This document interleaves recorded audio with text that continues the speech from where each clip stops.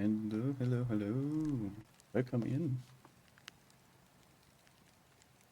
I decided, I have decided, I have decided that from now on, uh, to kind of get used to like introducing myself, I will start every stream with a little introduction of myself. Because, well, starting with the next stream, basically. Um, like the first thing I will be doing is introduce myself to new people and get a little bit into my lore because, uh, yeah, the thing, the reason why I kind of want to start doing that is because of a different thing that happened on Saturday because I was part of a little peak view event. Basically, Robin from the twitch.tv/Robin and Noxy uh, had her third anniversary, and I had a really great time. I got to play Peak with Robin, Frost, and Schmei, which are Final Frost 3, I suppose. Hi Jay, how you doing? 3 Minuten Deutsch möchtest du haben. Ah, ja. Going to do a lurky. Ah, I see, I see. Mir geht's heute sehr gut. äh, oh, Razer, hallo. Hallo Razer. Habe ich gar nicht gesehen, dass du das gerade redeemed hast. Hallo, hallo. Willkommen in in der Bärenhütte. Äh, ja, ich habe gerade so ein bisschen erklärt, dass ich gerne so ein bisschen am Start meines Streams mich so ein bisschen selber vorstellen möchte. Und das ist natürlich jetzt ein bisschen schwierig, das Ganze nur in mein Hut, es hat 3 Ecken, fast. Es wäre mein Hut, der hat 3 Ecken, denn der Hut ist männlich und wird entsprechend der, äh, wie nennt man das? Das, das, das dazugehörige Pronomen ist der. Genau, der. Es ist der Hut. Denn, ja, weiß ich gar nicht, warum das eigentlich so ist. Kann ich so nicht sagen. Entschuldigung, das ist nicht zu entschuldigen. Nein, alles gut. Ähm, ja, ich habe gerade versucht, Dinge zu erklären. Das kann natürlich jetzt nicht jeder verstehen, wenn ich das auf Deutsch erkläre. Deswegen belassen wir es erstmal dabei. Äh, aber ja, ich hatte sehr viel Spaß Samstag.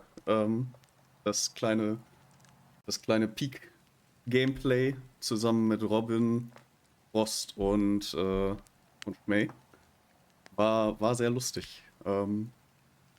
Tatsächlich würde ich sowas gerne wieder machen. Aber ja, dein Hut, der ist ein kleiner Bär.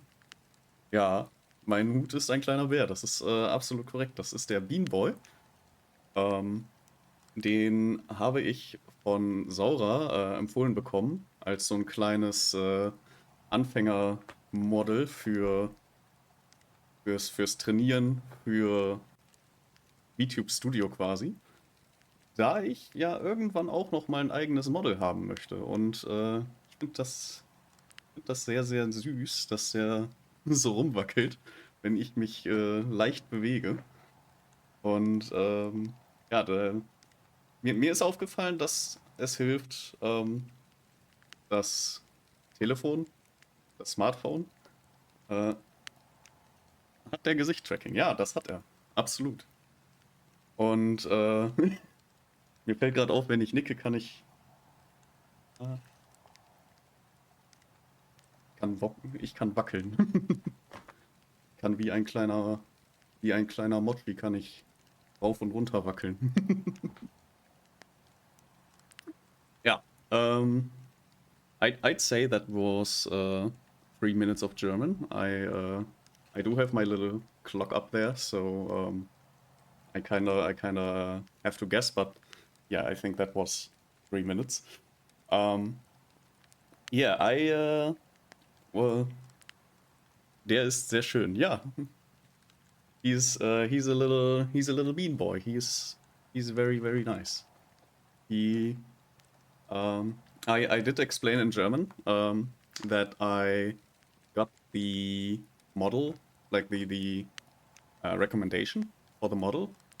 I got from Sora, and yeah, I'm astonished how good like everything works. Like I even with my glasses on, like I have a new setup, and even with my glasses on now, he actually gets whenever I blink, which is insane to me because I have never seen that work with glasses before. Hi, Beavery. Thank you for the hydrate.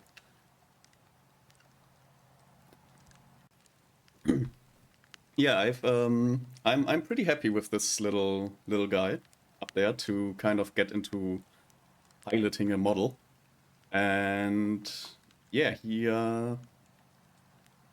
will be he will be my assistant, so to speak.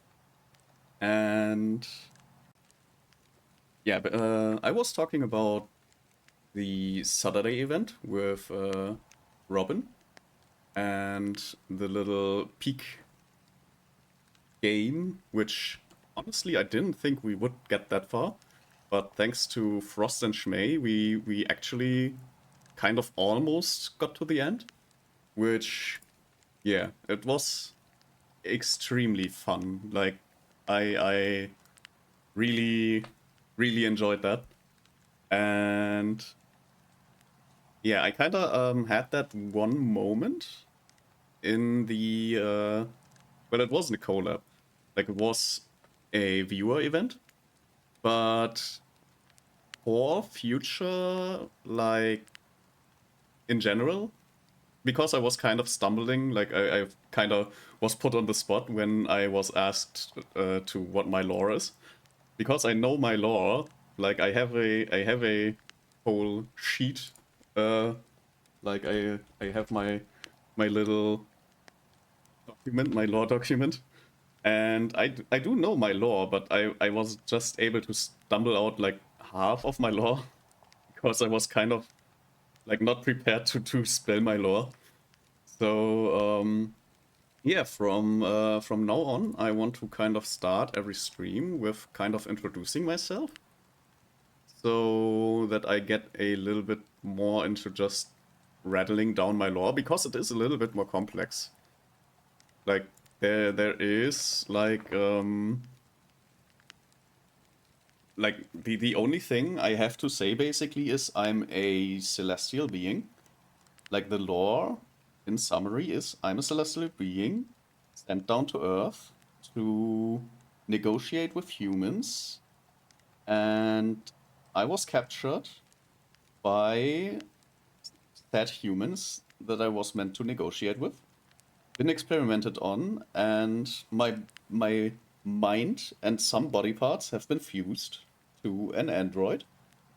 So I'm sharing this android body with an AI called Aiden, and at the end we left the like we were rescued by other celestial beings that formed an alliance, and yeah, we are basically an android and a bear android, a bear android, a cyber bear. No, I wait. I have the text like cyborg and bear, so I'm a cyber. That was the official term I coined for that. So yeah, I will kind of try to write down a little introduction, basically that I will be shortening as good as I can, and yeah, I will just introduce myself basically every stream from now on. Do the raw? What raw? You mean roar? I don't what would it be like? Roar. Something like that. um yeah, but I will kind of do a little summary basically, and yeah, I will very scary, right? Yeah, I'll try to like introduce myself more often to kind of very scary. Yes, it is very scary. So yeah, introducing myself to get a little bit more used to that whenever the opportunity arises, because I did like the story, like the reason why I am a bear fused with an AI stems mostly from the inspiration, like the reason. This is a little bit of a very interesting pipeline that I went through. But I, as most people know, am a software developer, and I've been into AI since the first academic researches were done with like general problem solving and reiteration AI. Like basically the first AI models that were trained, like the AI training from, let me try to remember. Like I had this YouTube channel called 2 Minute Papers or something. Like what was it? 2 Minute Papers. Let me quickly check something. Because I've been watching 2 Minute Papers for a long time, and it's basically like the first few things that they did with AI. Like I kind of got into AI from that, and over the years, obviously, it got better and better and better. And yeah, basically, it just always like to as a software developer, I obviously need to kind of know what happens with AI. And back then, AI was basically meant to like make video rendering and stuff like easier. Like not the first applications of like quote unquote artistical AI were meant to reduce massive rendering processes. Like if you need liquid rendering, for example, which is also for physics really important, the first few like AI models were trained because they wanted fluid dynamics to be as close to reality as possible without needing to render every little particle. That was the first like visual stuff they did with AI, which yeah, nowadays it kind of got into a curse where they use AI to try to generate images and stuff. Like that's obviously a wrong turn we took in AI. But in general, like the benefits like of how AI is trained and stuff is like back then they had like not even like a good AI. Like you couldn't even like the AIs you could quote unquote talk to weren't even able to make coherent sentences and stuff. Nowadays you can hold complete conversations with them, which is fascinating if you've like followed general the general development of AI. AI generate me an image of a Sami in a clown suit juggling. Yeah, That's like the AI that you don't need, because first of all, I'm very easy to draw. Like I don't think that this is like hard to draw, and it doesn't even need to be as you can see, like I did not really put too much effort into the realism of my model. Like the model is, or not model, like PNG. This is not a model. This is a PNG. And I didn't really put any consideration for like realism into it. So my face is as wide as my body is, and yeah, it's not like you can basically draw me however you want. So you don't even need to, like, the effort of telling an AI to do that is like probably as much as effort, if not more, than just yeah, just drawing it yourself. Like even badly drawn, it's not probably gonna be better than anything an AI can give you.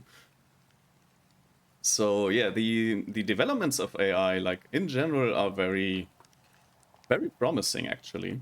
Like for example, in medicine, they trained AI to kind of find cancer development, which basically they used training data from they made a game basically. They made a game, published that game as a mini game in another game, where the players were just playing the mini game over and over.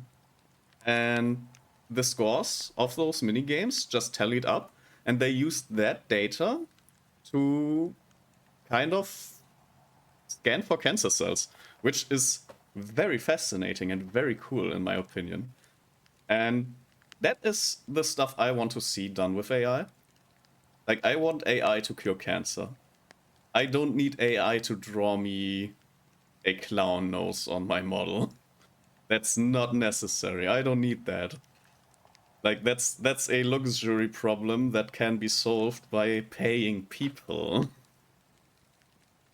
On the other hand, having an AI that can tell me if I have cancer and maybe even cure it would be genius and very important. So yeah, not to complain, but I do kind of not like the way AI is currently like pushed into a direction where they want to abolish artists instead of curing cancer. Um, that's one of the main problems I have right now.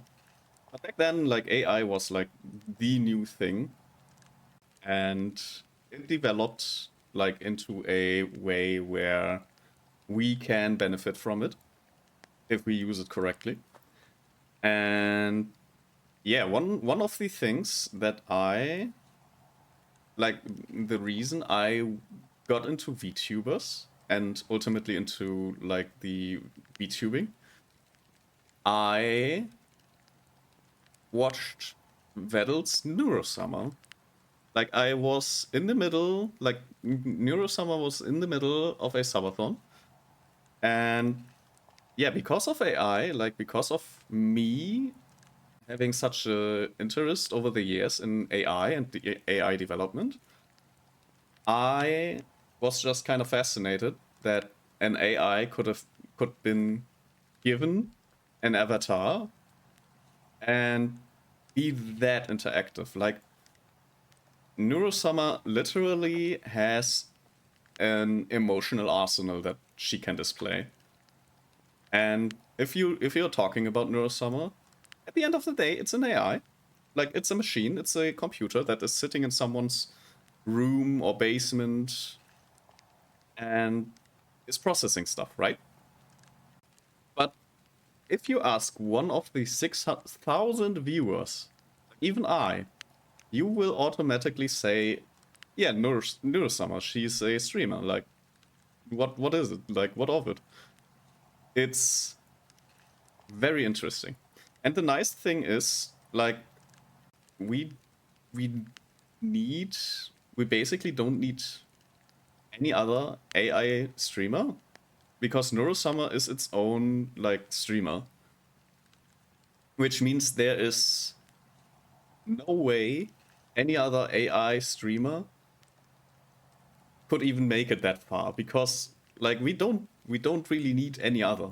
Like if you tried to make your own Neurosummer and just let it loose, like do your own, like just put it on your stream and don't care at all, like you will probably not get anywhere, because Neurosummer is just better and you will just have a copy. What I think, because I did kind of wanted to make an AI co-host, because streaming alone, like the very first time, I kind of thought I will not like be able to talk to a lot of things. Like the first few streams, I massively struggled with coming up with stuff to talk about. And before I even started, I had the idea of maybe if I had like a co-host, then it wouldn't be so hard.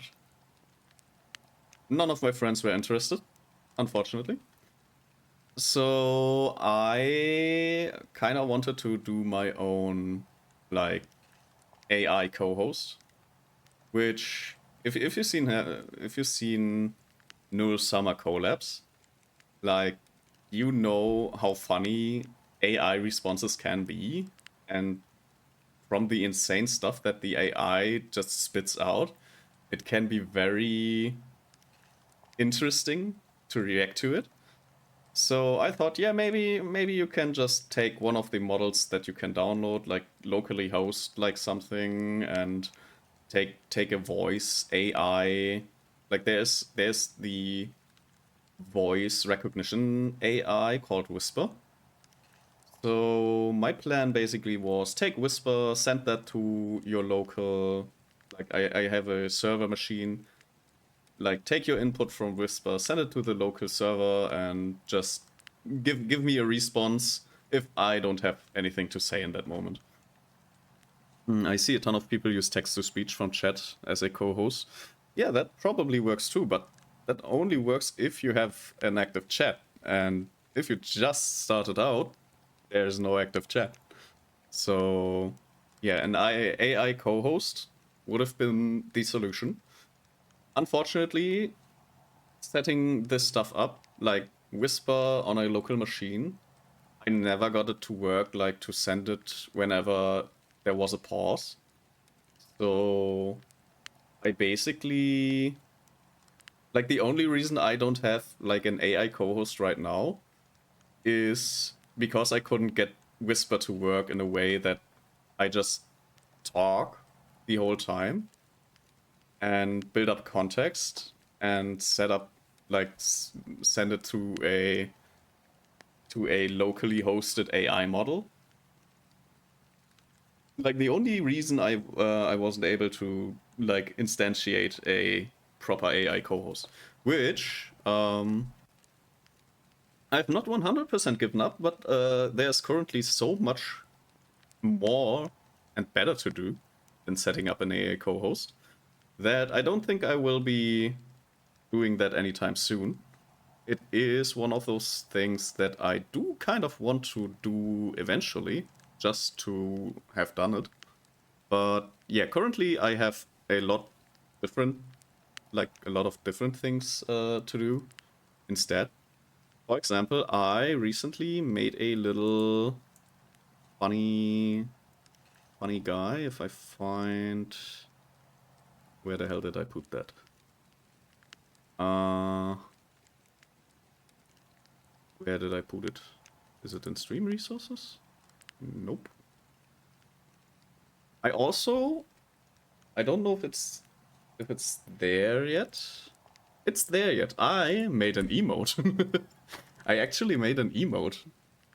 So if you want, there's an emote now. I need to make more emotes. Like there's obviously a lot more to do. But oh yeah, I put it in art. um, But yeah, yeah, I will make a few more emotes. And is this the PNG I was looking for? No, this is the incorrect PNG. So that means this is the correct PNG, which means I can add a picture, and there is, like, I have made a quote-unquote rendition. Is it rendition? Of Aiden, which I basically use, like, there is basically lore behind this. There he is. Like, this is Aiden. He is he's a little bit of a computer drone, which basically can't fly around. This is only a static PNG, but this will technically be a sort of stand-in for me, as in I am currently in a little bit of a,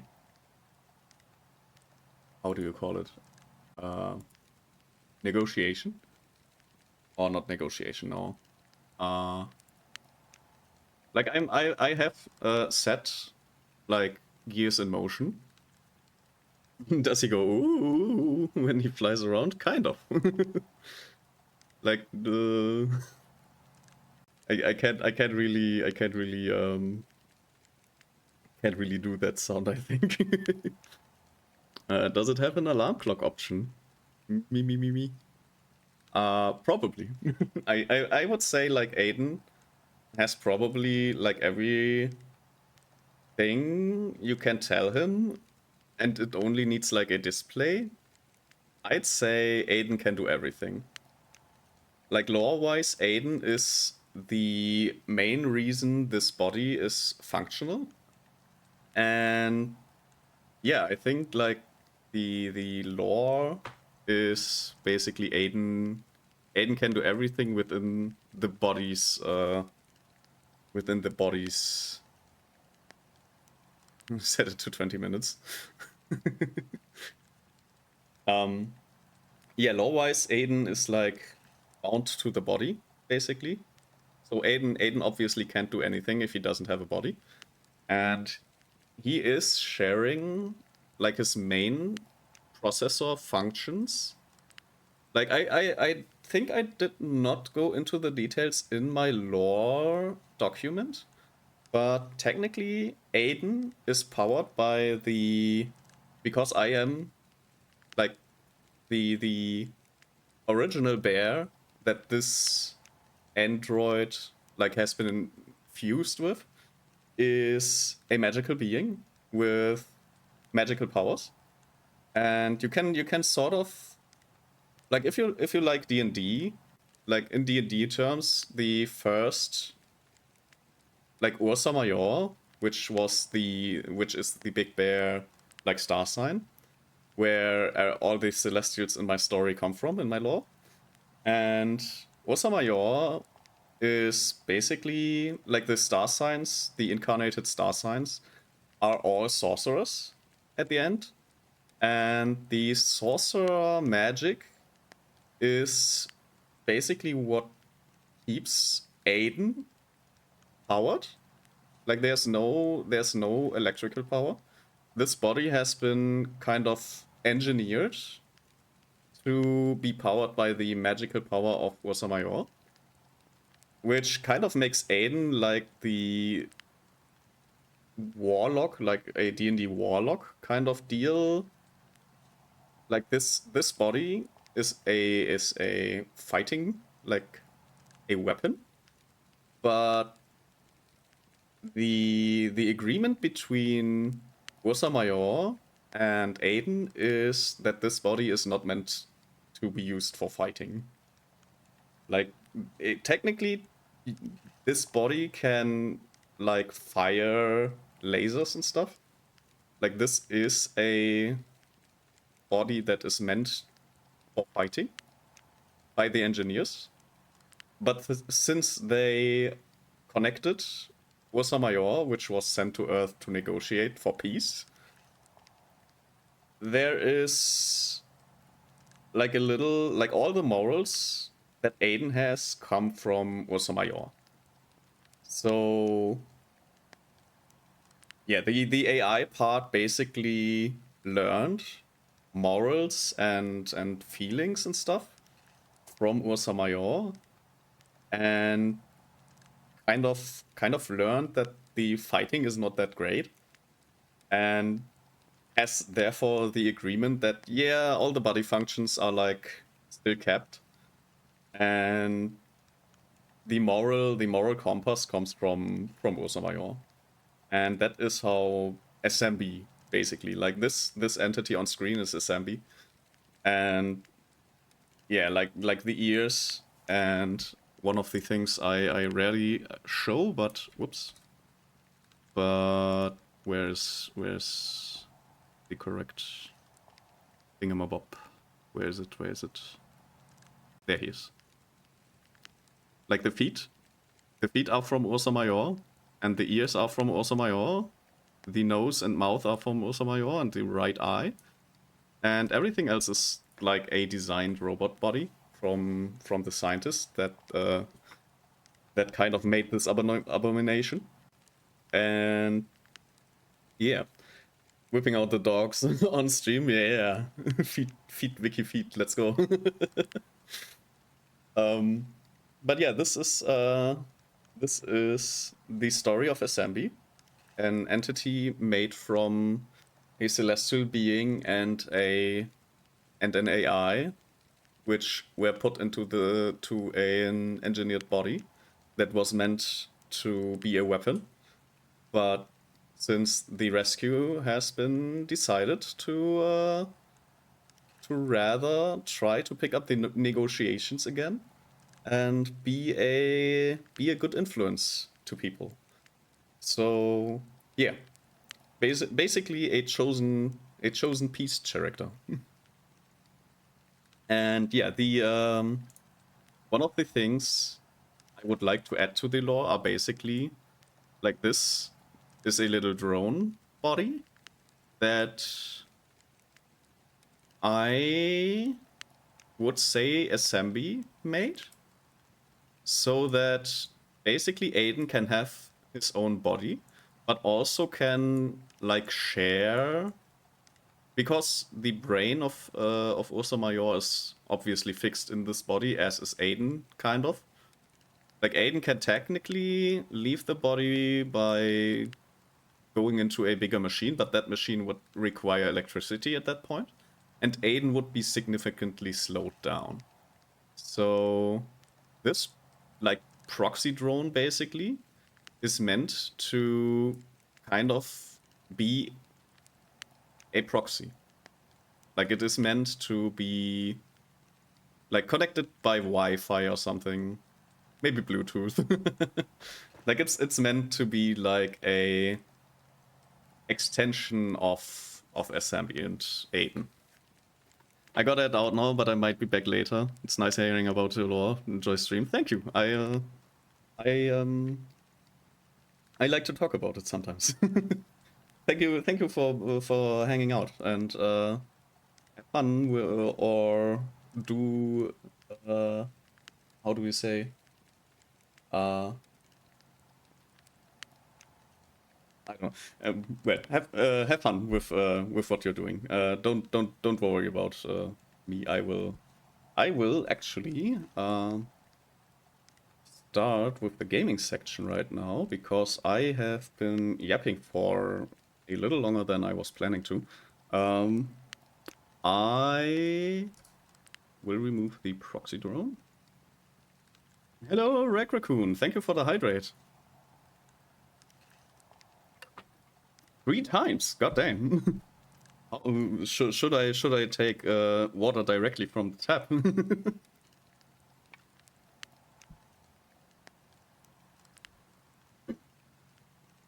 I might need to put a timer on the hydrate, but I did kind of just take the default hydrate.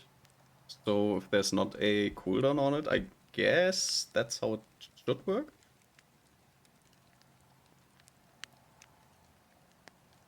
Yeah. Right. Before I forget again. That's some nice emos. Wait. I wonder who that could one of them could be from. So yeah, right. I was about to go to the main game.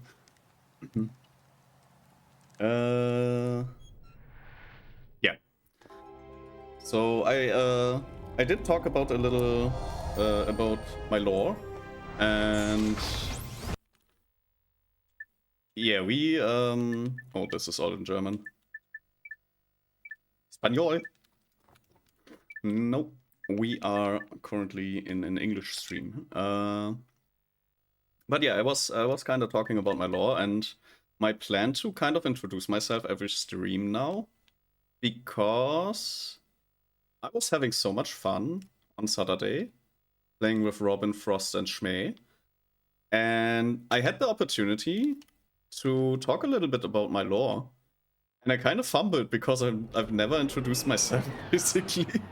So I kind of fumbled, only talked about half my lore, and I will from now on try to kind of get into a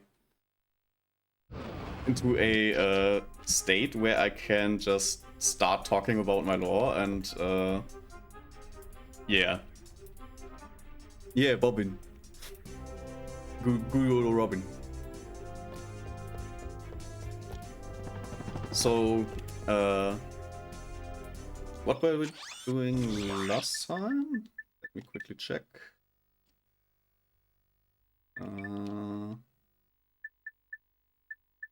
Missions. Right. We were trying to save Skid. But yeah, I kind of fumbled when it came to introducing myself, and I kind of didn't really give Ursa Major a proper, like, the whole story with the zombie is because there are obviously a lot of like pure animal VTubers. I kind of try to stand out a little bit also with the lore I gave Sambi. And like I talked about the bear part, like a celestial that came down to Earth and was meant to negotiate with humans. I didn't get into the part where I got abducted by the humans I was meant to negotiate with. And yeah. The short, like the summary is, I am a bear, a cosmic bear that has been abducted by humans and put into a robot. That's the summary. So yeah, next time I get the opportunity, I hope I will be able to like just get down with the law.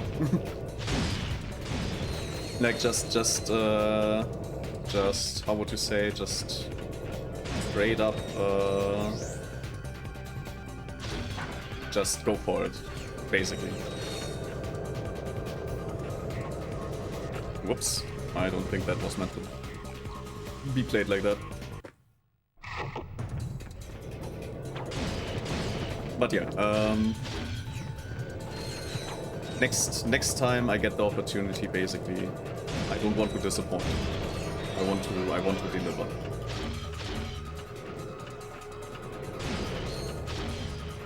Especially because you don't, like, this was like not even a collab, and Robin, like, I don't know if that's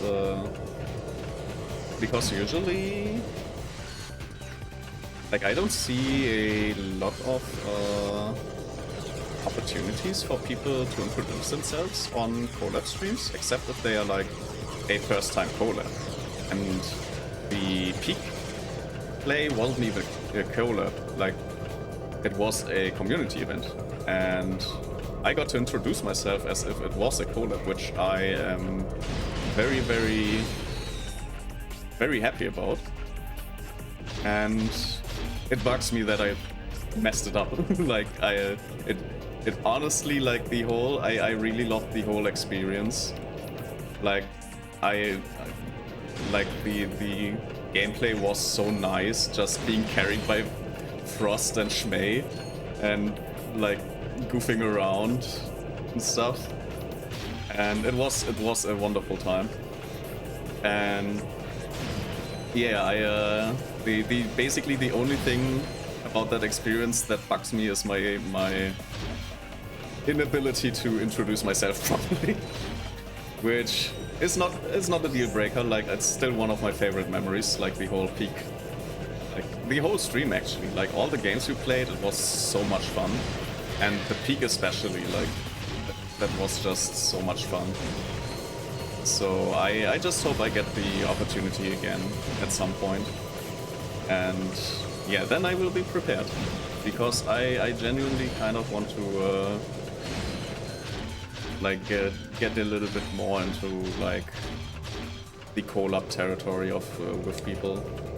Because genuinely, like, I know Frost is a little bit hard to get because she's in America. Like, that's a time zone issue.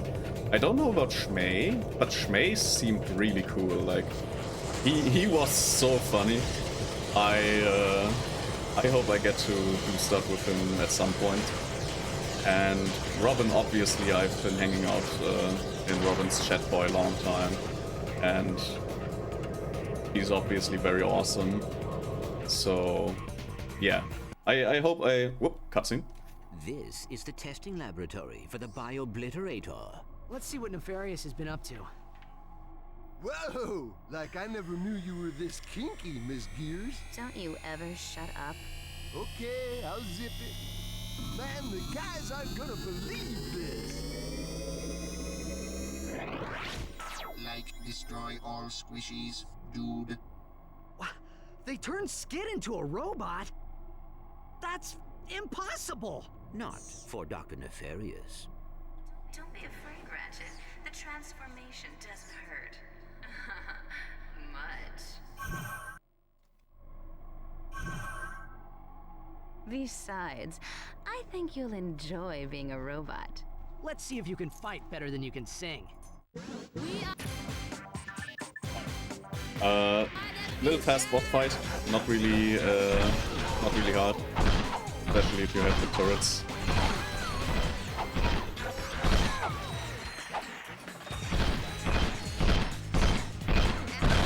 Whoops. I forgot there was a bottomless pit there. I'm an idiot.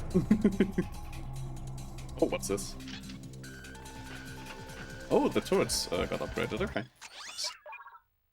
Where was I? Oh, right. Yeah, extremely enjoyed the community event, and looking forward to maybe at some point being able to do an official collab, which I would be very happy to just be part of something. But yeah, before like I do get into official collabs, I will probably want to have a proper model, which is currently like in the works. Like, I am currently working together with someone to get this stuff started. So yeah, be prepared at some point. I don't know if it's gonna be this year or next year, but we will get a model. Like, everything is set in place to get a model, and we will get one. I need to get rid of these. Let me quickly focus and get this done.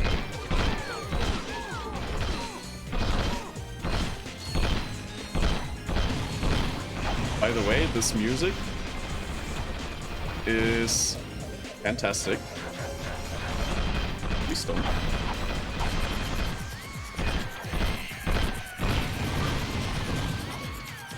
Back when I was in, like, when did I start this? Like, maybe around like 6th grade or something.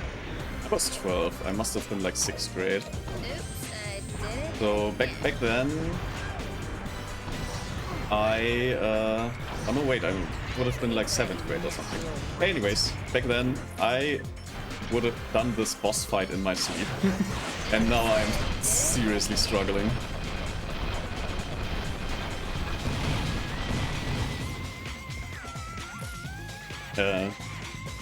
May plays a lot of Team Fortress 2 and Left 4 Dead on collabs. I don't know if you've been on them. No, I have not, like official collabs, I have not been part of. And I do want to like do collabs. If I get invited right now, I would definitely like want to be part of a collab. Like I would definitely not say no, except if like the content that person makes is genuinely not what I enjoy making. Like it depends really on the type of like. Almost dead. Let me quickly focus. That's not good.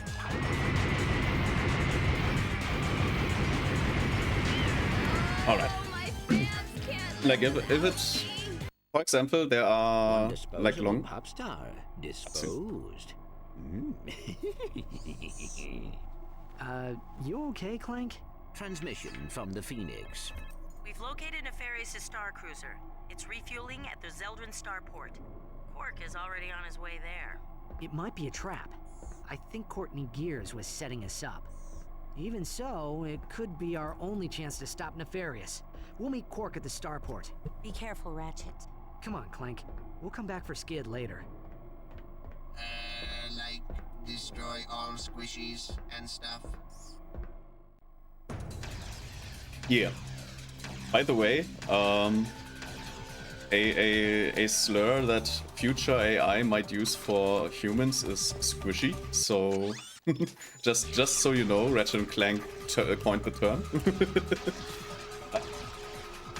But yeah, the only reason why I would decline an offer for, well, not the only reason, like there are a few reasons, but those reasons are if either the person, like if I will run background checks basically, and if that person like does streams with either an energy I don't like or like if they are genuinely not like a person I would be comfortable streaming with, like that would be a reason to decline a collab.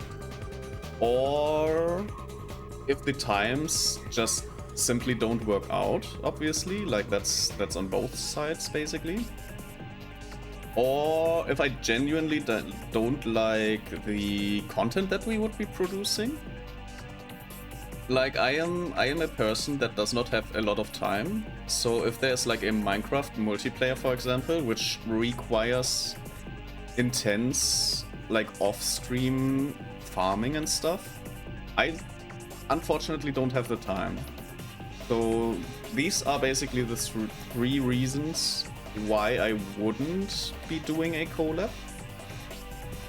Other than that, I'm like always down. Like I have an email down in my description basically, which you can write to with the topic collab, and I will consider it. Like I will like do everything in my power to make that work.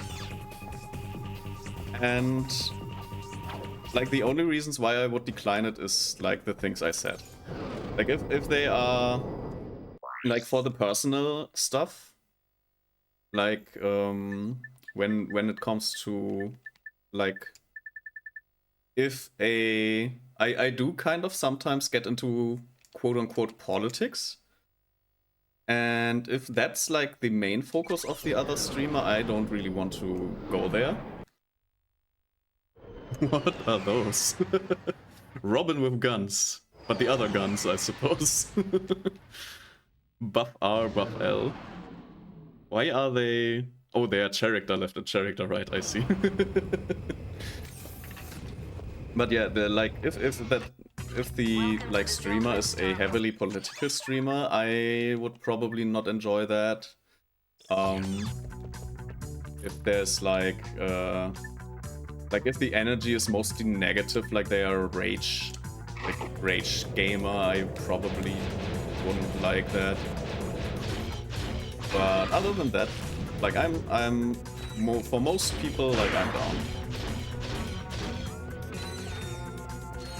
All right, cutscene time.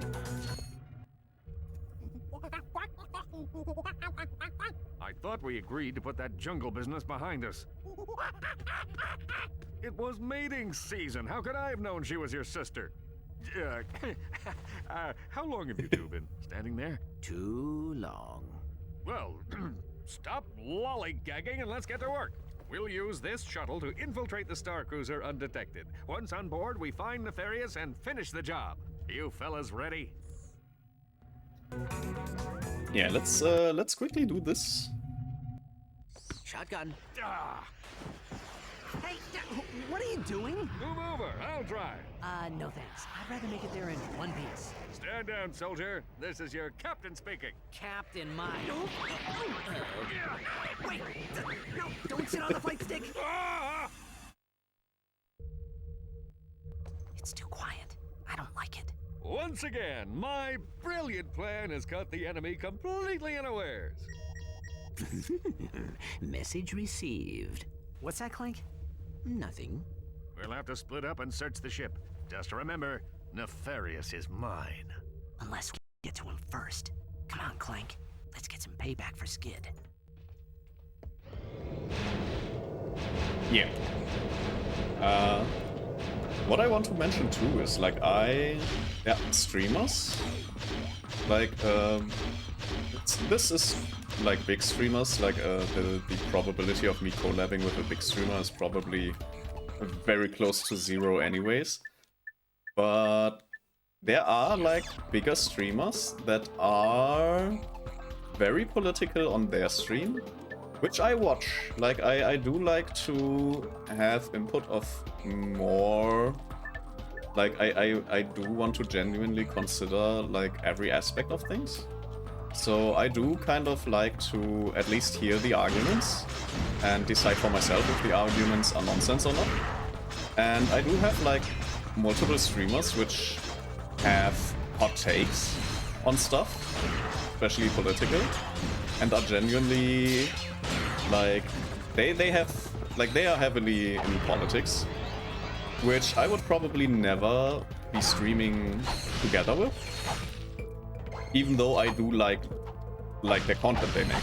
Like political commentary is one of the things I do enjoy in my free time, but I don't think they like should be on stream. Like we are playing a silly little game with a little alien fuzzy alien called a Lombax with the name of Ratchet. Like I don't need heavy politics while I do that. So yeah, if it comes to gaming, like if those collabs would require me to set some rules, some guideline rules, and obviously if those streamers would like organize stuff, they get to set the rules, and if I'm not comfortable with the rules, obviously I would then like decline. But yeah, if those like if they do like content which I don't like, if they are not the vibe, but can like if they do collabs more often and they can like do other content, which I suppose the more professional you are, the more naturally that comes to you, basically. Then I suppose even with people that usually don't match the vibe, I would probably at least try a collab. So yeah, there are nuances to all of this, basically. Like collabs are not easy. Even a 2-person collab is probably a lot of work and like rule setting and boundary setting and stuff. So yeah, I don't blame people for not doing collabs so much. So that's but I do kind of want to do like collabs. Like I think like these streams, like I do like my solo streams, obviously, like just chatting with the people and just enjoying. Like one of my favorite streaming formats is just my favorite streamers are all like in the, like there's basically this category of small to medium sized streamers where you can chat with the streamer, like you can hold genuine conversations with them, which I very much enjoy and kind of want to strive for. I know at some point there will be a point where I can't have individual conversations with viewers anymore. Or maybe, well, it's not guaranteed that this case will ever happen. But if that, like, at some point, like if I get actually the reach that I will have people talking in chat for a very long, like, duration, like for the whole stream, basically. I just know from experience as a viewer that there will be a point where I just can't hold individual conversations anymore. Which sucks, because I would love to, like, with everyone that watches me and wants to, like, talk with me, I genuinely would love that to be like the case forever. But I also don't want to, like, exclude people. So there will be a point where, or there might, like, I do want to kind of have the mindset of manifesting it, but there's also the realistic side of it's not necessarily going to be that way. But I will. Oh, Come in, gentlemen.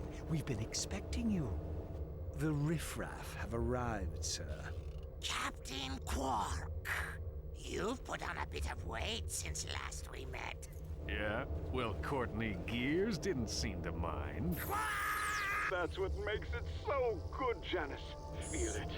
My heart is pounding like an anvil. Oh, this is the best part of my day. I'll have the last laugh. I lured you here so I could witness your demise. Auto-destruct sequence initiated. Prepare to die. Lawrence, teleport us out of here. Of course, sir. Lawrence? This isn't funny, Lawrence!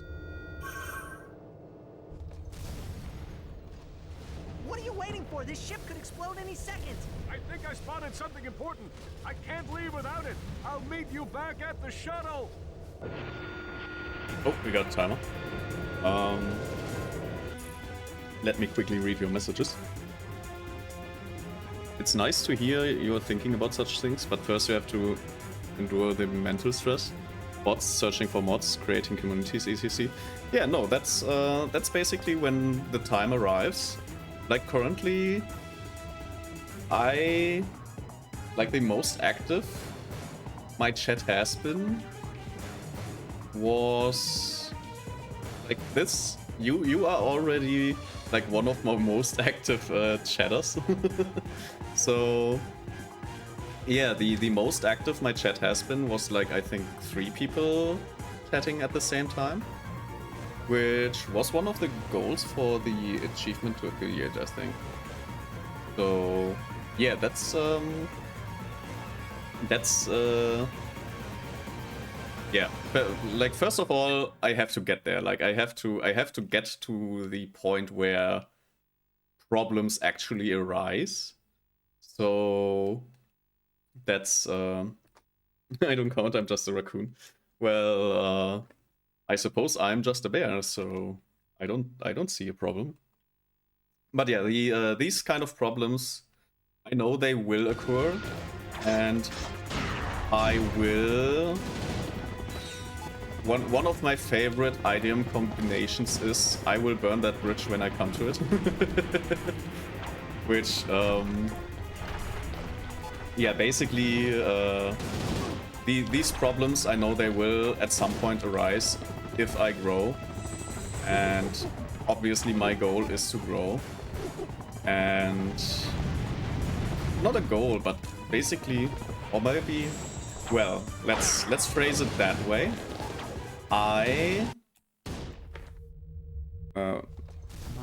Let me think while the cutscene's Hurry up. We must leave now. Not without Quark. He would have waited for us. I think. Good for him. Wait!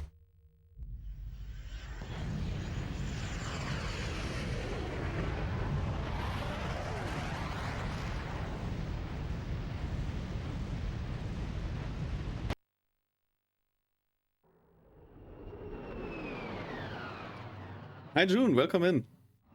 How are you doing? Damn, you're right. Yeah. Let me. There will be another cutscene. Let me think about what I wanted to say while the cutscene plays.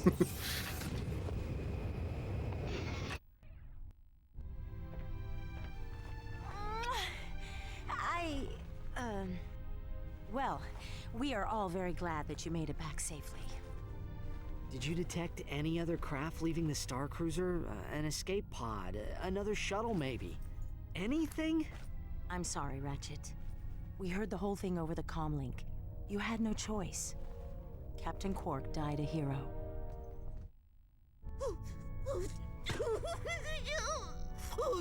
Und wir would frolic in the fitness course under the wee hours of the morning. Captain Quark had so many, wonderful qualities, I just don't know where to begin. Such as? Oh, okay, he was really tall, and he had a unique fashion sense, and he had a really big chin with kind of a sort of a, well, you know, a butt shape. Well, you know, I think I've droned on long enough. I just heard what happened. I wanted to offer my condolences to the team. Quark's loss is a true tragedy. The man was a hero. Brave, honest, kind, and humble to the core. What a load of bullshit. Captain Quark may be gone, but his indomitable spirit of heroism lives on in each of you. I know the Q-Force will make our fallen captain proud.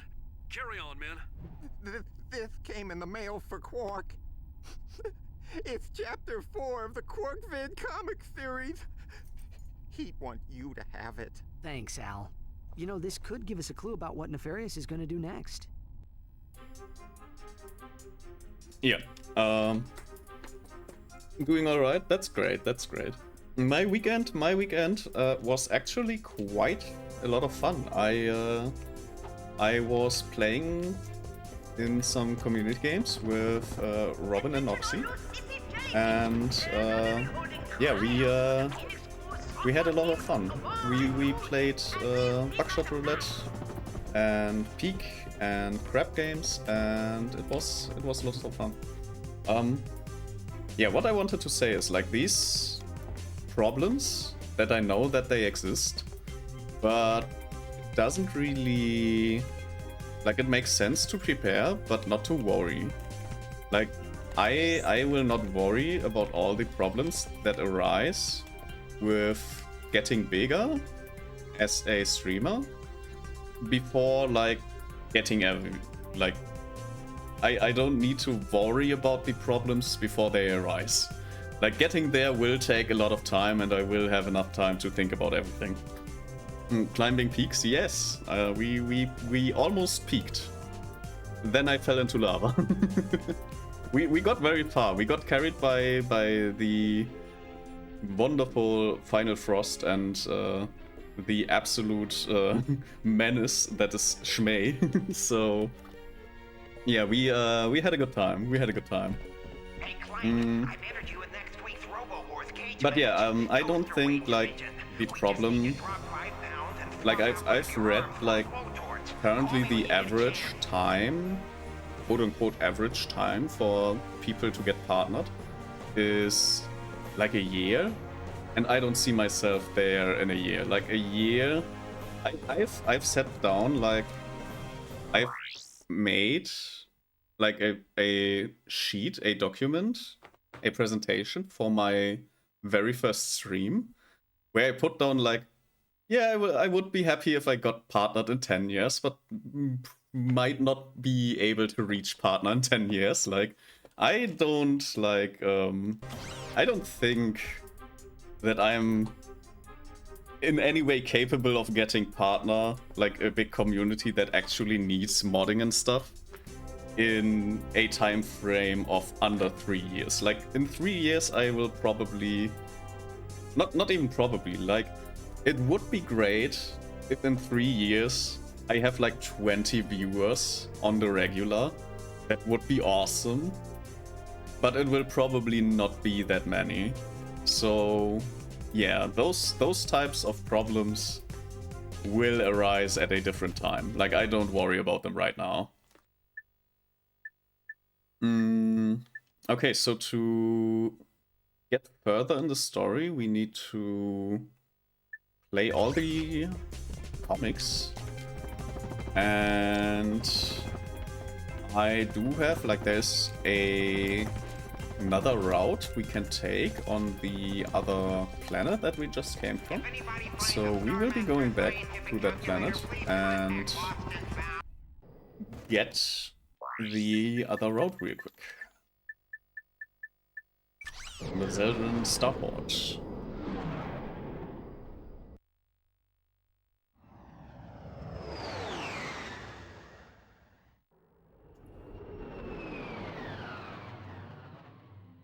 SMB goes with the flow, if I'm not wrong. Yeah, it's like, I don't need, like, I definitely have some kind of anxiety issues. And I've been, like, here in Germany, it's extremely hard to get, like, a spot for mental health professionals, like certified mental health professionals. And the not certified mental health professionals are, like, very expensive from your private pocket. And that is because legislation thought that a limit on mental health professionals, on registered mental health professionals, would be a great idea. That was like in a time frame where Germany was very much like trying to be Little America of Europe. And yeah, why? Hydrate. Yeah, let me grab the cup real quick. All right. But yeah, legislation in Germany at some point had the idea to limit mental health professionals in numbers, and yeah, that's one of the reasons why I don't have mental health professionals at my side, and I kind of I kind of put online like resources to kind of help myself, which to this day worked pretty well. I do still have some anxiety issues, but there's a lot of stuff that I don't, quote unquote, I don't care anymore about. Like, there is with, oh, let me quickly, heck yeah. Yeah, like a lot of self-help, like a lot of educated self-help, that basically is what I like helped myself with over the years. And yeah, one of the things is like stopping to worry about stuff that isn't even, that like hasn't even happened yet. That's a skill that you need to learn and it's very useful because there's so much bullcrap that like could happen but does not happen, basically. Did the Germans have something like that in the sense of on a large scale? What exactly? Like the mental health help? Because the mental health help stuff I did for myself online. That's not like a initiative from Germany itself. Like I just I was from school like so mentally exhausted that at some point I had major depression because of it. Yes, mental health. Yeah, mental health is still like not at all a topic in Germany. Like they still have kind of, because of very conservative like views, they still kind of think that mental health is just like a thing you can ignore, which obviously majorly not great. So yeah, I kind of helped myself over the years, and yeah, still like working on mental health is like an everyday thing. Like you don't just, especially if you are alone with all these things, and in general like school, like obviously we are in a society that very heavily focuses on what you can, like in Germany we have the term Leistungsgesellschaft. I can't seem to remember what that would be in English. But basically your worth is measured in what you provide, instead of like having an initial value, and that is heavily reflected in the school system. Same in Poland. Mental support only exists for those who are already seriously ill. Yeah, basically if you don't like already, if it's not already too late, you don't get help. Like you only get help when it's too late, and that sucks. Like at the last verge. Yeah. Like if you only really get, and that's in Germany like the same in Germany. I have never died to these ninjas, and I only just found out they bow down if they kill you. After like 15 years I find that out. Holy. Okay. Yeah. By the way, this is also like stuff I mean when I say I usually don't, like I usually try to keep it light when talking, when we play video games, like trying to not get political or not get into heavy themes. But this is very important to me because like in Germany, and apparently as well in Poland, like you only get help when it's too late. Yeah, like you already have to, like in Germany you can technically like tell health professionals that you are going to hurt yourself, but the only thing that happens then is you get put into a medical version of a prison cell. Like that's what happens. Like you don't get actual help. Like the only thing you get is supervised. You don't get help. You only get supervised. And once you do that, you kind of get put onto a like observation thing. Like I don't think it's like a actual list, but basically once you do that, like you don't get help, but you are like kind of monitored a little bit, which is not really helpful. Like that's the opposite of helpful.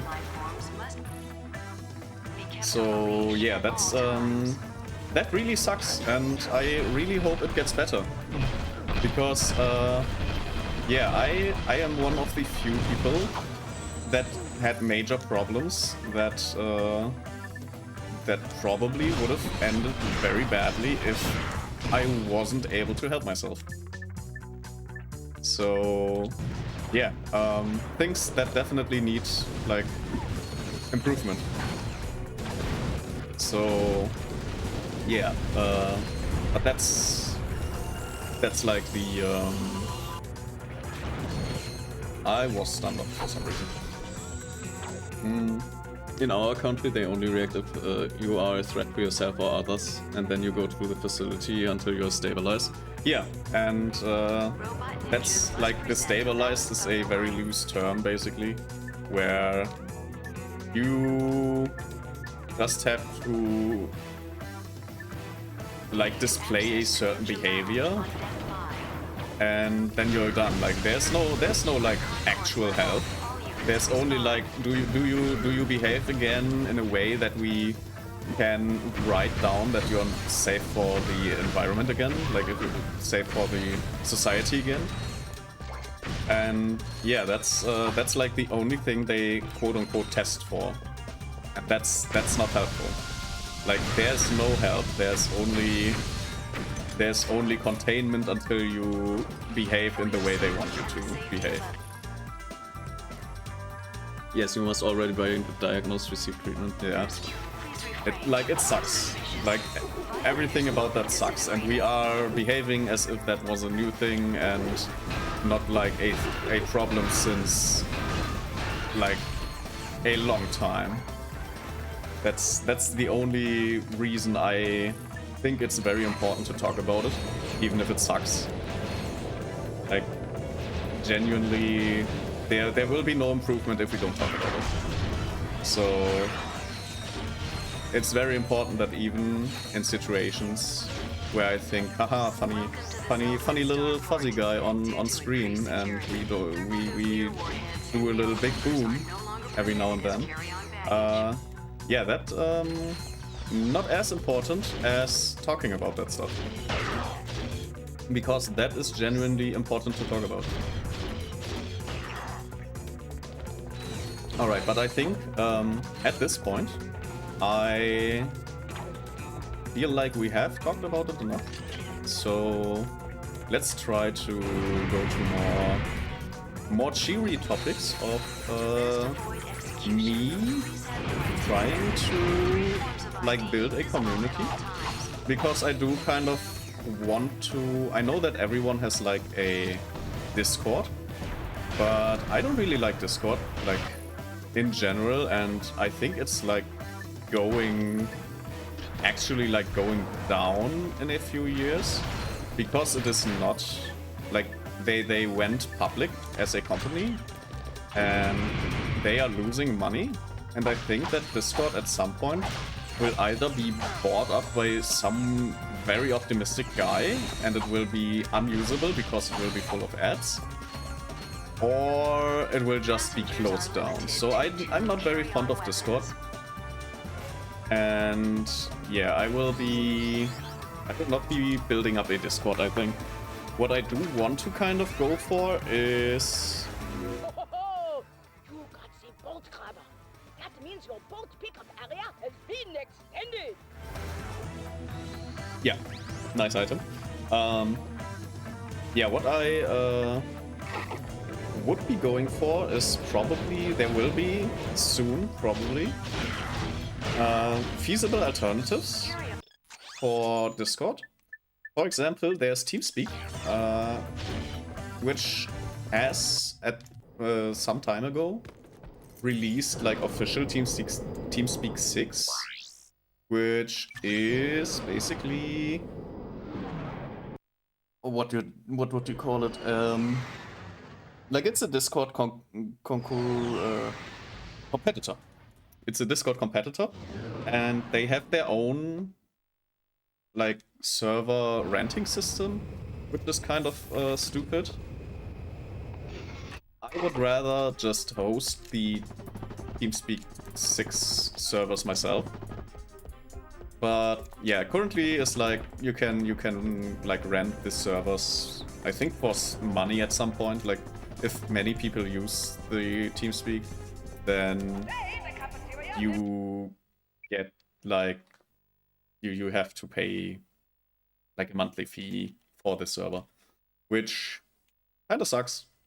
But if they like actually get to a point where they can... Episode 3, Shadow of the Robot. For 6 days, Captain Quark clung to the ship like the dung of a giant green space bird. Finally, the ship arrived at its destination, a secret robotic laboratory on planet Magmos. Drawing on his mastery of the ancient art of disguise, Quark slipped into the laboratory completely undetected. Somebody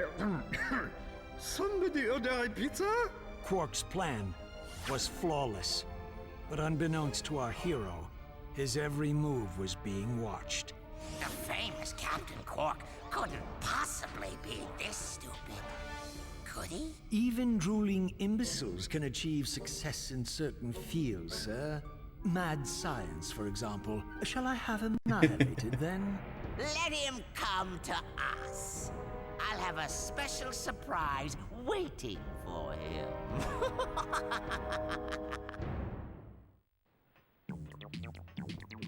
Yeah. Very interesting backstory to Quark. And I've showed this before, but there's a cheat code we can do, which kind of resembles the Konami code a little bit, which is up, up, down, down, left, right, circle, square, square. And now I'm a little bit darker than before. That's not quite the thing I wanted to do. It's like up, up, down, down, left, right. Ah, this is the one. I haven't seen Team Spike for a long time, but it's good that they are still alive and can be an alternative. Team Spike, that are those... Team Speaker. Team Speak, yes. I was kind of confused.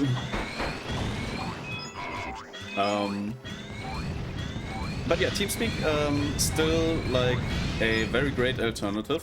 Only problem is that they don't have like the video and audio. Like they obviously have the audio stuff very figured out, but the video stuff is like their video,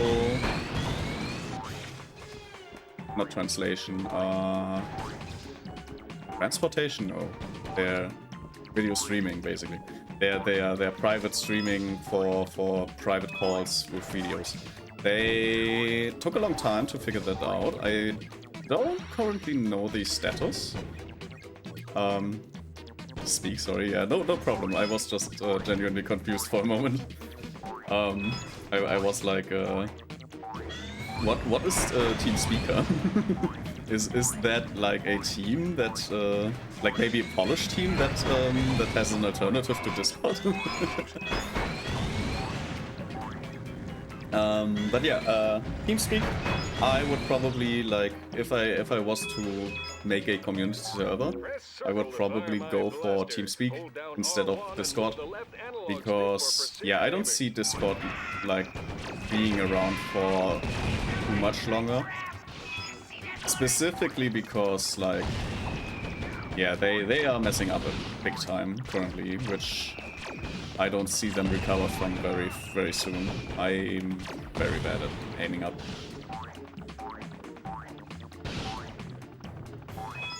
Yes, I am dead. There's very little for like Discord to recover. They will probably not be beneficial enough to get a system working where everyone can still keep Discord completely for free.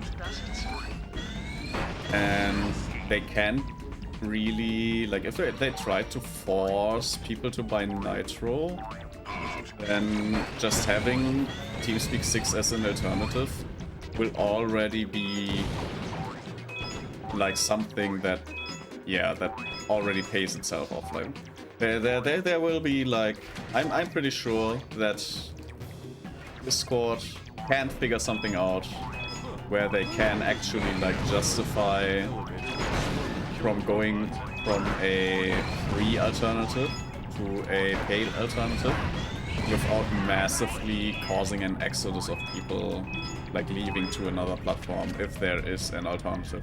And yeah, by now TeamSpeak 6 is basically the alternative. So yeah, if there is like a demand for a community like server where people want to meet up when stream is not happening, then I will be going for TeamSpeak 6 basically. I know everyone has Discord, and swapping to TeamSpeak 6 is like a risk for me, because obviously people first of all need to make an account and do all the stuff that they usually don't need to do, which is fine. Like, It's over, Nefarious. Never! I am the greatest genius the galaxy has ever known! You're no match for the likes of me! That's rich. I used to beat up geeks like you in high school. I'll bet your prom date came in a box that said batteries not included. Say, come to think of it, we've met before, haven't we? No, of course not. Mr. Buzel's 9th grade biology class. I always hated biology. That's right. You were that freak with the headgear. Remember how I used to clean the chalkboard with your pants while you were still wearing them? Oh, good times. You were 3 times my size, you stupid hoe! I was always big for my age. You were 26! Say, how about a wedgie for old time's sake?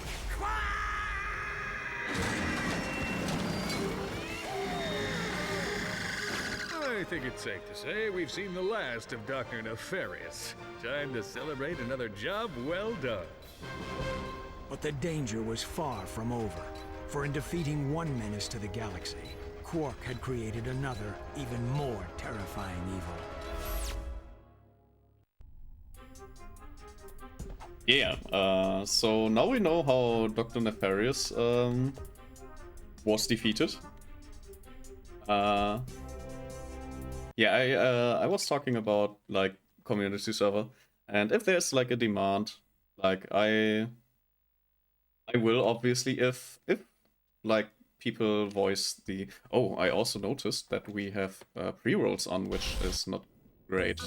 I also accidentally skipped the cutscene, which I will be replaying after the ads, because I know for a fact that pre-rolls are the death of most streamers, so I will be running 3-minute ads, and we will be right back. Also, thank you for the hydrate.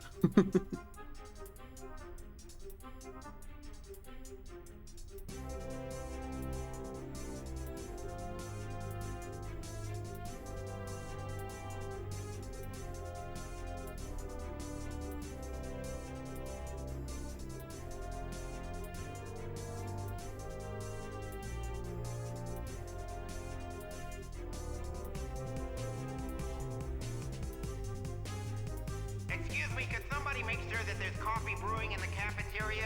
I'm very disappointed.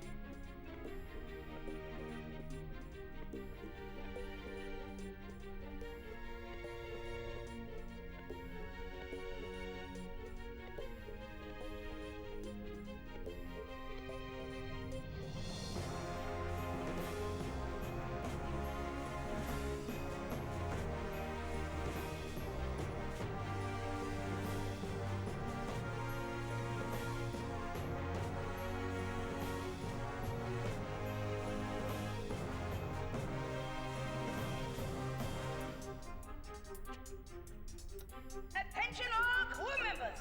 You are required to attend a mandatory yoga class at all 700. Dress comfortably.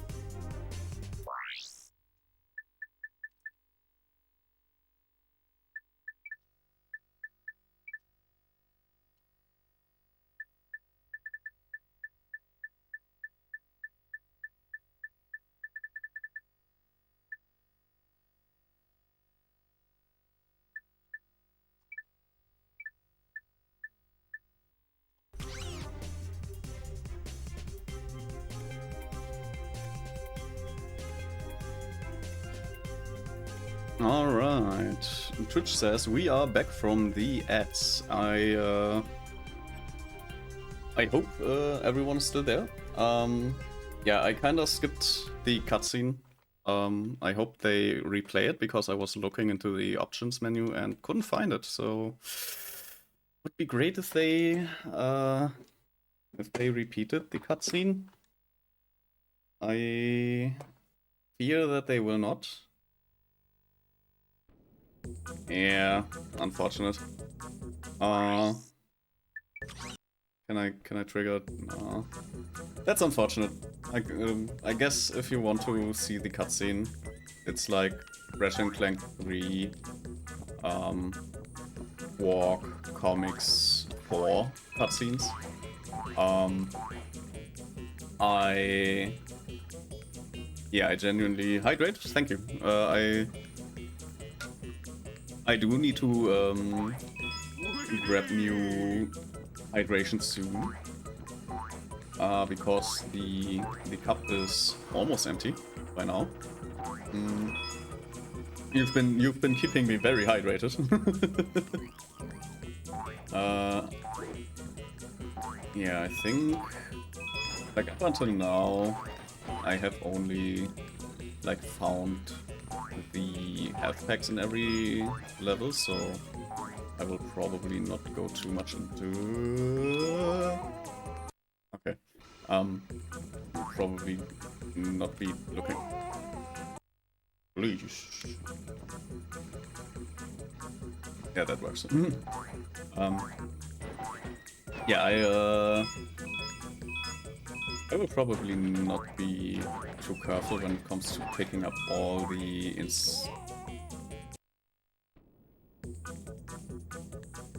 all the coins, basically. I'm so glad that this part of the game is so forgiving. A ladder. How do these things work again? Oh, I remember. Just press up or down. Yeah, just like in real life. How do they work again? Yeah, but I try to get the health pack. Like, the health pack is very, very nice to have. Also helps with the skill points for the fast times.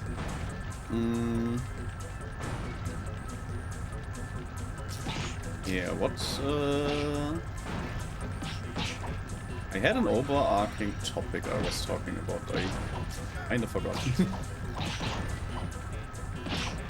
We had the ad rules, which I kinda need to look into automatic ads that I get like every hour. I run like 3-minute ads or something automatically, because it kind of has been proven that if you have pre-roll ads, people just don't check you out, which is catastrophic for, especially for new streamers. But yeah, in general, people don't check you out if you have a ad running, a pre-roll ad. So it's very important that the pre-roll ads get disabled. So streamers are, like, main incentives for streamers to run ads is basically they will like not make it if they have pre-roll ads. And yeah, it's like statistically it's true. Like you will not make it as a streamer if you have pre-roll ads. So while I am like not like I will survive if I don't make it big as a streamer. Like I will not have a problem if I will never make it big. Like this is a hobby at the end of the day. And I would love to, obviously, become a big streamer.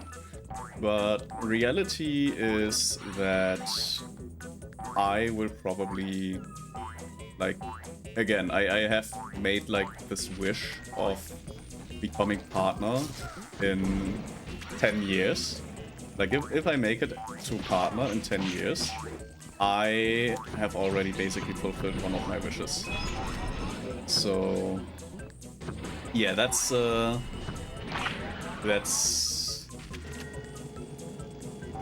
wish, and obviously it makes sense to do everything that you can do to achieve those wishes. But yeah, obviously, like, there is, like, it's not a life or death thing if I don't become a big streamer at some point in my life. Like, I am not of the delusion that that's a guaranteed thing to happen.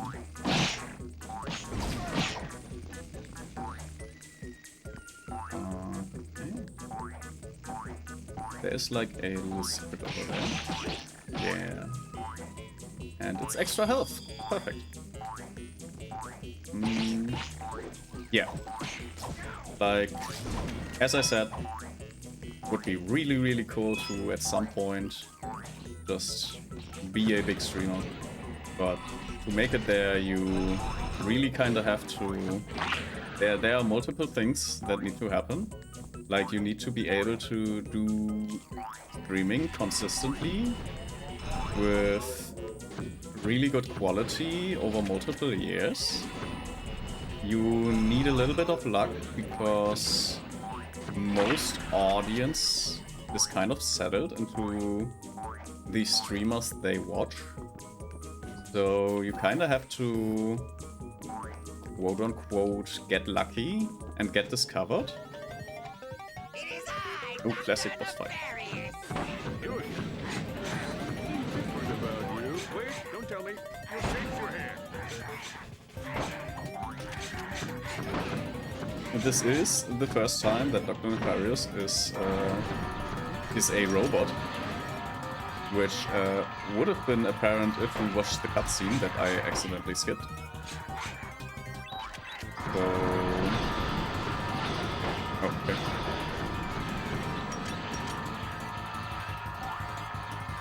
But yeah, obviously, no guarantees in life. Like, would be super awesome if I at some point reached a level where I would be considered a big streamer. But yeah, genuinely, probably not gonna happen.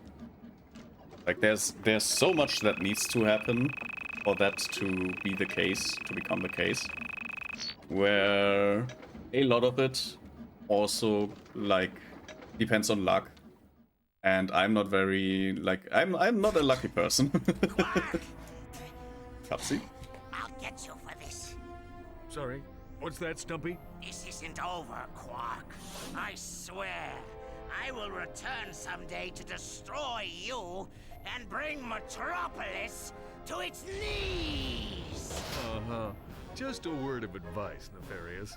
Quit while you're ahead. And so Quark believed that the threat posed to the galaxy had been ended forever. But... seems the script is missing a few pages. Thanks, Professor. I'll take it from here. And so ends the greatest tale of courage and heroism ever told. The true story of Captain Quark's triumph over the nefarious supervillain known as, well, Dr. Nefarious. Aren't you gonna unlock Quark's secret costumes? Here, I'll use the cheat codes. Let's see. Up, up, down, down, left, right, circle, square, square. Even a tutu! Metropolis! That's where Nefarious is gonna strike first. Are you sure? It makes perfect sense. Nefarious tried to destroy Metropolis years ago, but Quark stopped him. Nefarious swore he'd come back and finish the job someday. Now that he has a secret weapon, he's ready to make his move. Set a course for Metropolis. Let's hope we're not too late. Yeah, so our next goal, determined from the comic book series, is Metropolis. So we will go there immediately.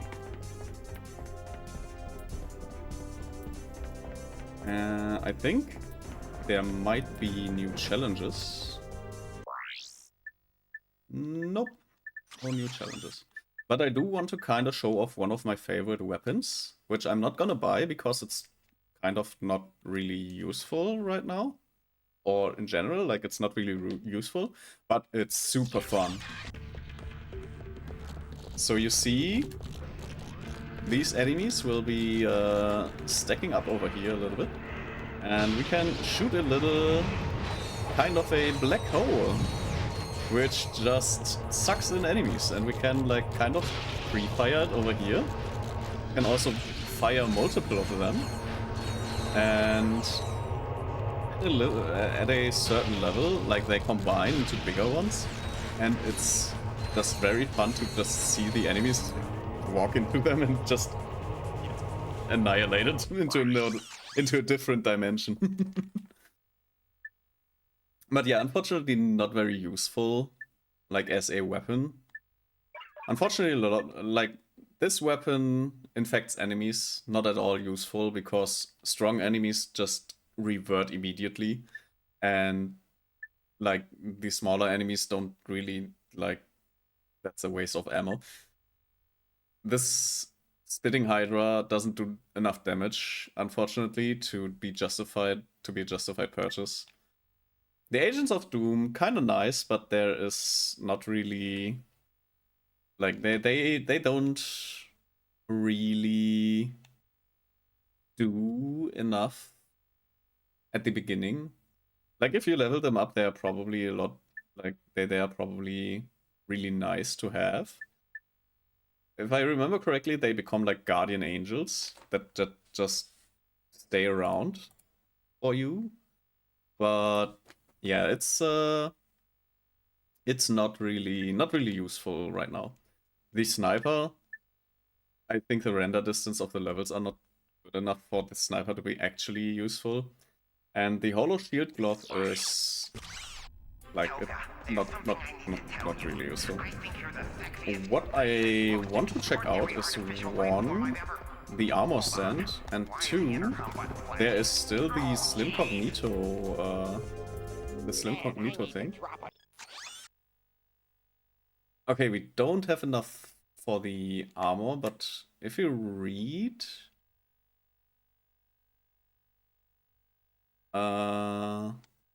where is it? Come on. Get to the point. 66%. Like, there is 2/3 of the damage will be negated, which is extremely useful. But if I I remember that there are weapons from Ratchet Clank 2, like overall in Aquatos at Slim Cognitos, and yeah, we haven't been there for a while, and I think we might be able to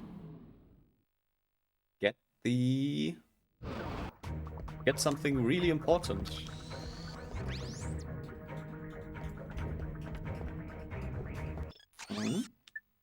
Oh. Suppose... Okay. I was under the impression that we can just get the old weapons, which I wanted to have, but I guess not. there's also a very unfortunate, like, I will, like, quickly save. But there's a very unfortunate thing that happened here in my childhood that I want to try to recreate, where I've been turbo doing everywhere, and you can kind of teleport while in the teleport animation.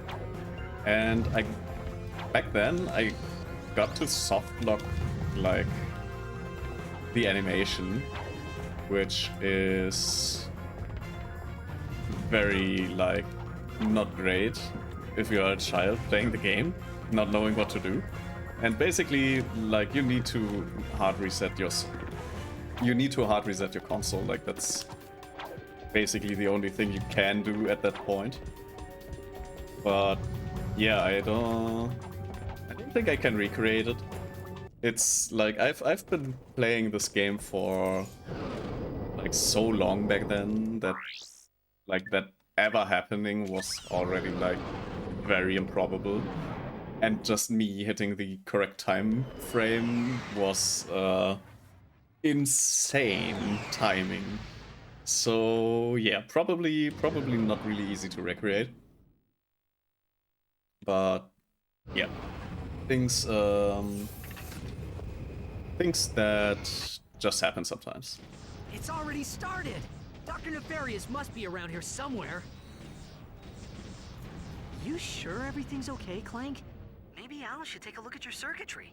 How do you like my special creation, Clank? I call him Clunk. Your dopey friend seems to be quite fond of him. Say, maybe they'll change your show to Secret Agent Clunk. Did you hear that, Lawrence? You put the wit in twit, sir. Yes, I do, don't I? Today, you will witness the dawning of a new era. For years, I plotted in secret, suffering endless disappointments. But soon, it will all be worthwhile. You will never succeed. Ratchet will put an end to your madness. The only ending in Ratchet's future is the end of his own life. And you will have a front row seat. Yeah. I love that the cutscene was rendered in game engine. You were able to see like the chest spawns that were meant to be there. There's also a little skill point we can get here if I think I need to aim like this. Maybe there will be a point where we can shoot one of those blimps just out of the sky. Which will give us a skill point. There's also... Okay, let's try this. Okay, my ammo is not reaching that.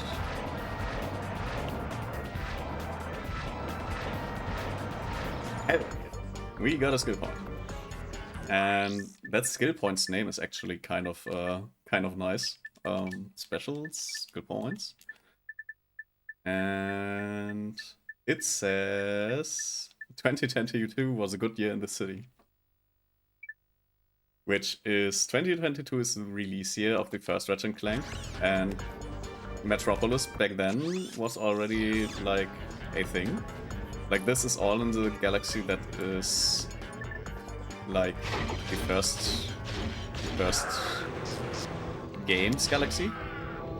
So yeah, this is like a throwback because that skill point was already there back then, and obviously it came back, and it's a nice little throwback to the original. which is very cool. There's also a secret area over here, which I don't think has like a lot of interesting stuff, other than my favorite thing, and I think probably nothing is set up, because I need to get into the actual, like, okay, over there's a Titan bolt actually, that's really nice. But there's also a teleporter over here, and this teleporter tells you, teleporter out of order, come back at another time. That another time is precisely 3 in the morning, I think between 2 and 3, or between 3 and 4.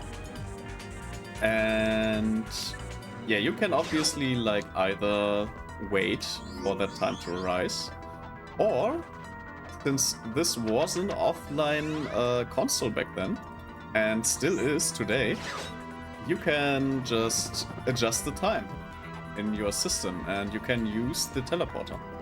And what that teleporter does, I will show you later, but not now. For now, we will be doing the level properly, and yeah, I will be going through the level, like doing everything, and once we are done with the level, I will turn off the console, get into the system, and will then put the system on 3 in the morning, and we will see what that teleporter has to offer for us. So stay tuned for a very cool Easter egg, which is one of my favorite Easter eggs in general. Like, one of the reasons I wanted to become a software developer. First of all, I wanted to be a game developer, for obvious reasons, who didn't want to. But... oh, cutscene. It is time, Lawrence. Time to unveil the true future of this galaxy. The future I have chosen!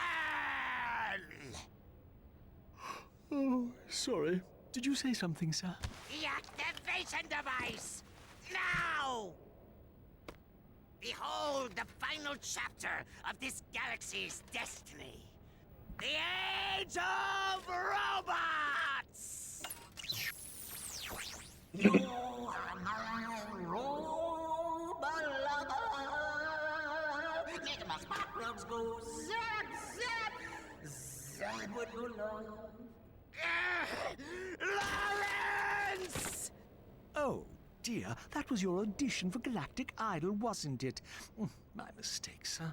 Dreadfully sorry. By all means, sir. Carry on.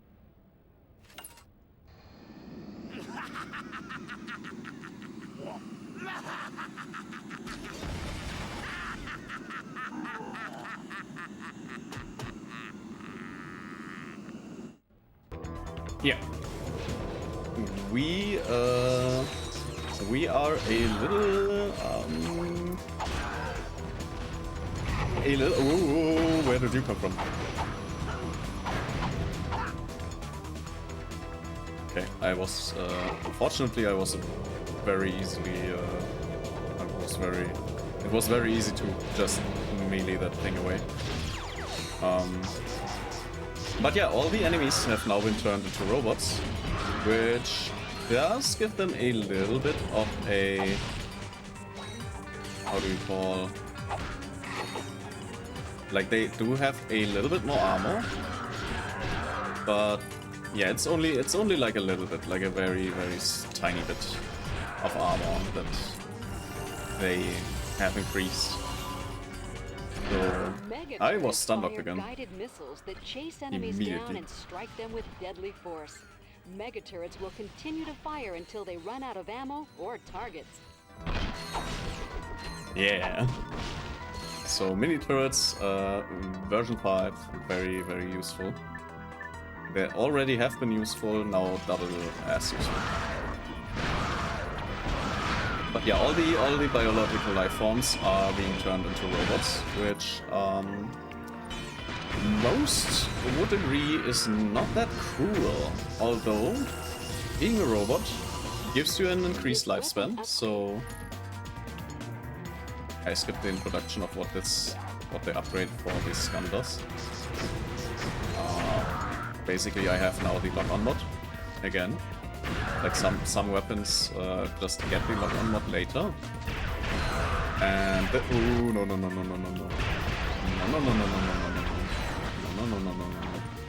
You're not doing this.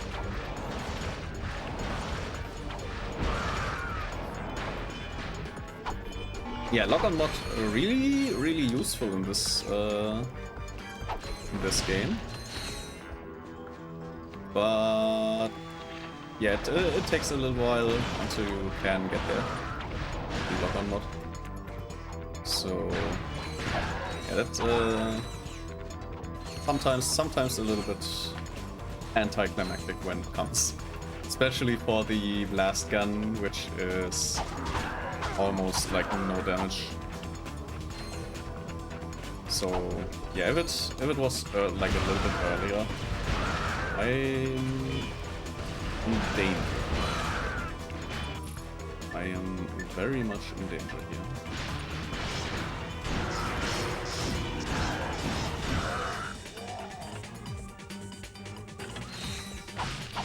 Okay. Still not safe. Still not safe. And I'm dead, because I was stuck between... Oh no. Well, at least I get an upgrade for the blade gun.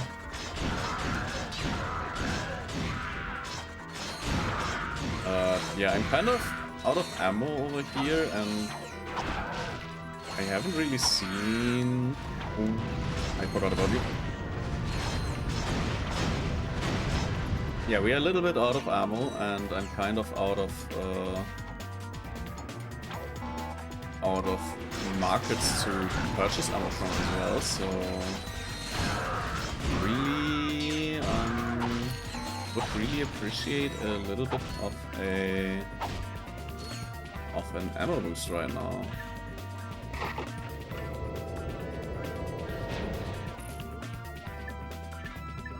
What else can we go for?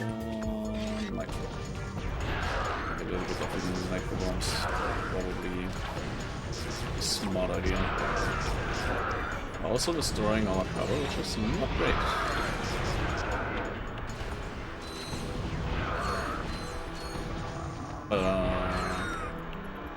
Oh, okay. If I for some reason forget to show the Easter egg, I obviously appreciate a little reminder, but the Easter egg is like very important to me, so I don't think I will forget. Like, there are very slim chances of me forgetting that Easter egg. I forgot those guys though.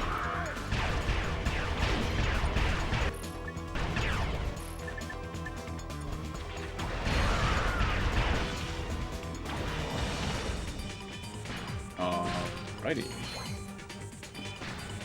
There's another ship.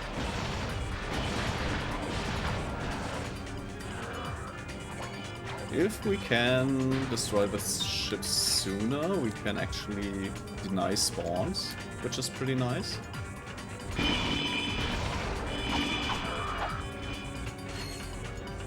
And, alright, I forgot about you too. Why did he get to live there?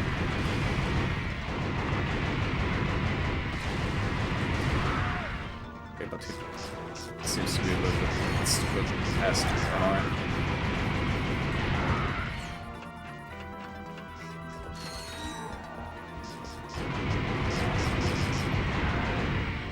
I need to be a lot more careful. Do I have anything interesting to bless? Okay. We need the refractor here. to kind of point our little laser over here, which then I think automatically, like if we get this over here, I think the laser automatically, yeah, follows. Like the refractor allows for just letting go, basically, which is nice. Alright, connect these. We might be able to get him some free hits, yeah. Okay, this guy is probably not coming back to a position where we can get him. But that's fine.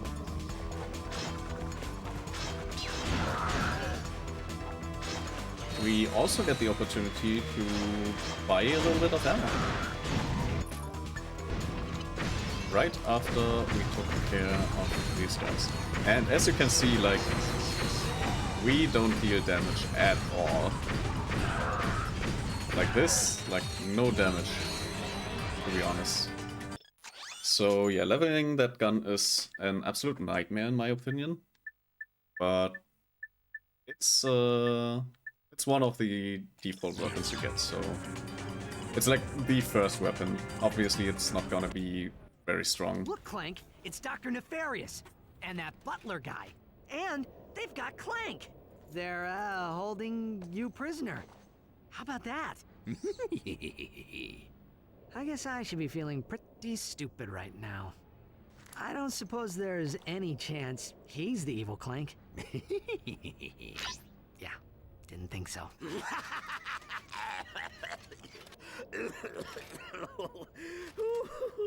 I've been laughing so hard today, my sides ache. I must admit, Ratchet, you've proven to be a far more worthy adversary than that imbecile Quark. Alas, I have a galaxy to conquer, so our game must end here. It's a shame you won't live long enough to see the rest of your kind exterminated. Well, you get the idea.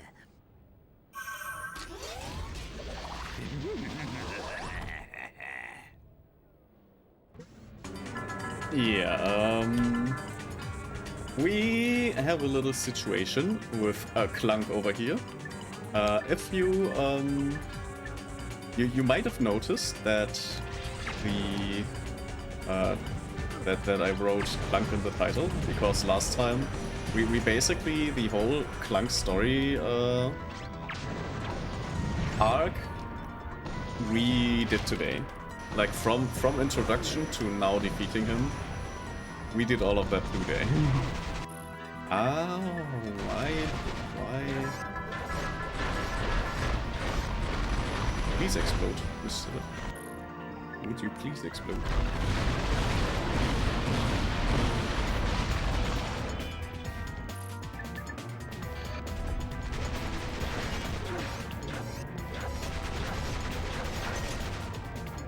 Okay, they're all just sitting there. That's unfortunate.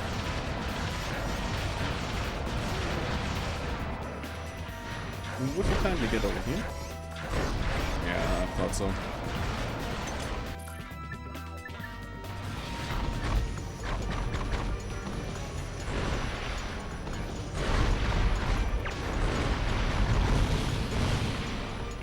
Ammo! We need ammo! We need ammo.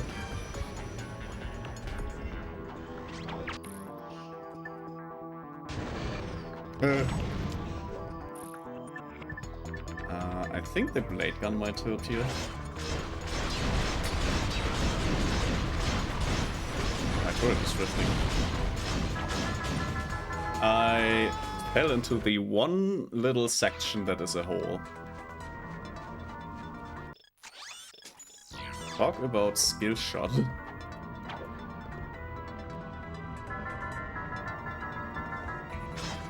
Let's try that again. The blades are kind of auto-aiming, which is very nice.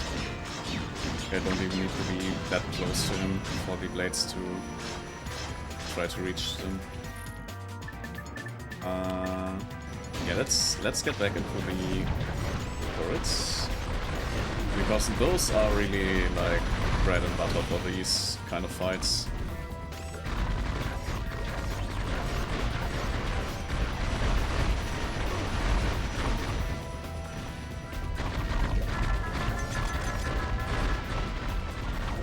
Oh, they added a few more health packs for me this time. How nice of them. Almost, as a video game developers, have this little thing where they make it easier once you die, so you don't feel so bad. But once you know that they do that, it kind of makes the whole thing a little bit condescending. Like every time you notice that, you feel like you didn't really deserve the extra help. Or at least I do. I kind of time I do notice that now. I'm kind of like, okay, well, they activated the baby mode. But we got a lot of XP for that. I am sorry, Ratchet. This is all my fault. Knock it off, Clank. Nefarious did this, and he is gonna pay for it. For Metropolis and for what he did to Quark and Skid. You and I are gonna make sure of that. Come on, let's get off this planet before we end up dead. Or worse. Yeah. So actually kind of mature. Like this Ratchet Clank part, like part 3 of Ratchet Clank is kind of the part where Ratchet and Clank together as a unit. I can't believe it. That thing just turned the whole city into robots, even the Tyrannoids. You've got to stop Nefarious before he can use it again.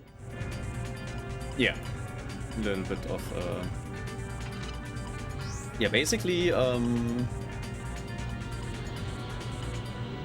this Ratchet & Clank part is the one where they are very like mature about everything, and like in later parts they kind of go back on that, which I kind of like don't like that much.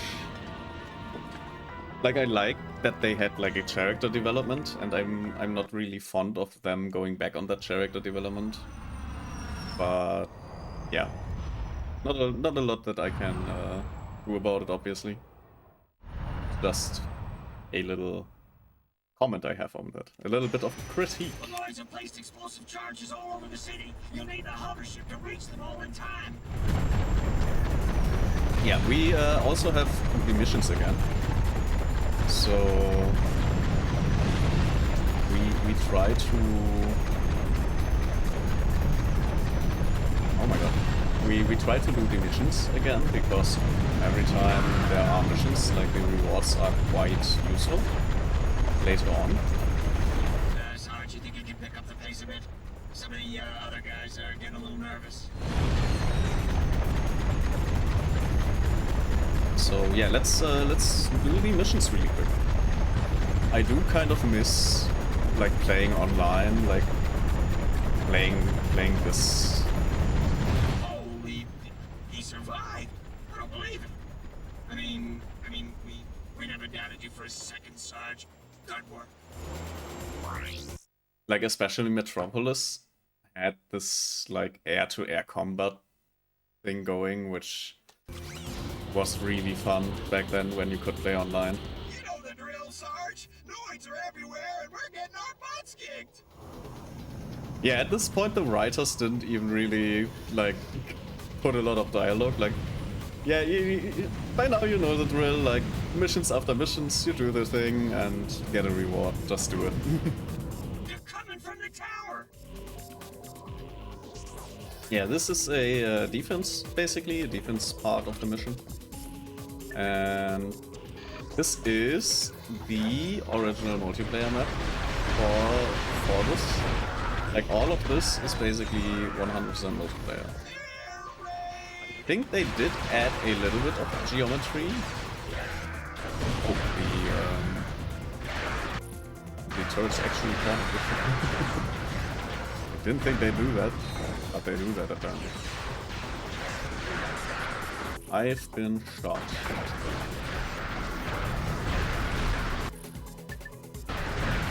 It's coming across the bridge.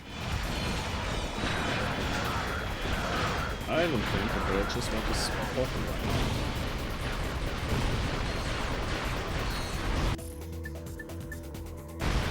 I do have circles. And I think I can just spam the turrets, and the turrets will do their thing, if I remember correctly. I am kind of getting blasted, which I will need to try to avoid.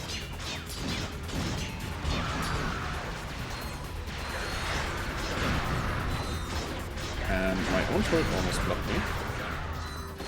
Getting body blocked by my own turret and then dying, that would be very shameful.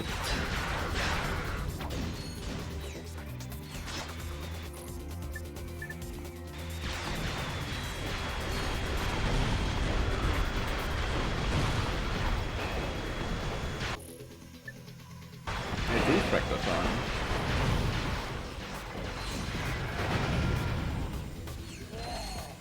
Sometimes the good old tricks.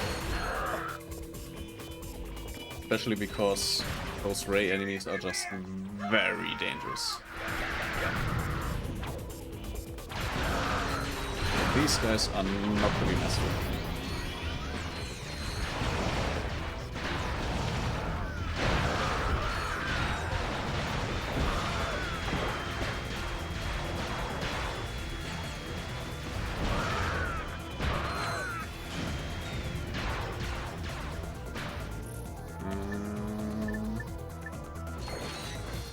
Try to get an upgrade of the nitro bomb. Saving our kids is gonna be a full-time job, Sarge. One of these days we'll pay you back, man. One of these days.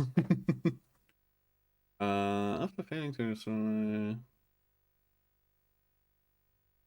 Blah blah blah. Droids are holed up in 4 towers. You'll need a hover ship to get up there and flush them out. Yeah, we kind of get a little bit, like with these missions, we kind of get a very, very tiny bit of the experience that we would have had online. And I'm genuinely curious if it would be possible to kind of host your own server. Which I suppose is something I can like kind of try to figure out, because I would love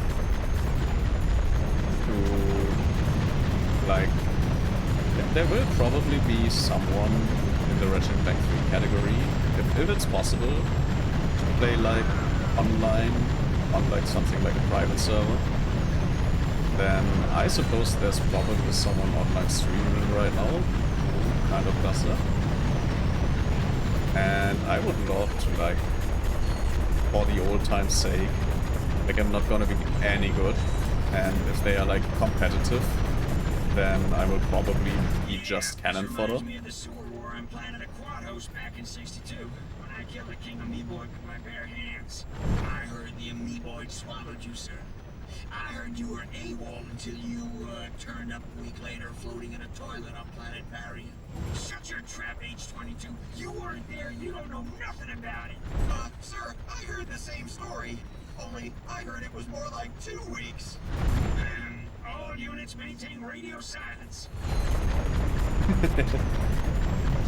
Yeah, but having like a...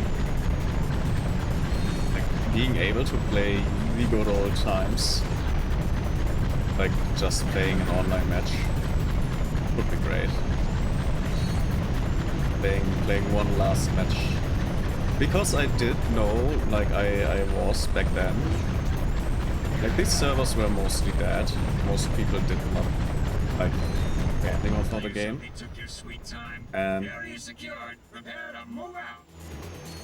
and the few people that were left were like very like they used glitches to play the game. Like the people that were left, and probably the reason why nobody played the online multiplayer anymore. Like they were extreme, like they were playing as if there was a competitive mode, which there wasn't. There was no competitive mode. So I would love to have those times a little bit again. But now all those matches are in my memory, and there's only so much one could try to do to reenact them. So yeah, it's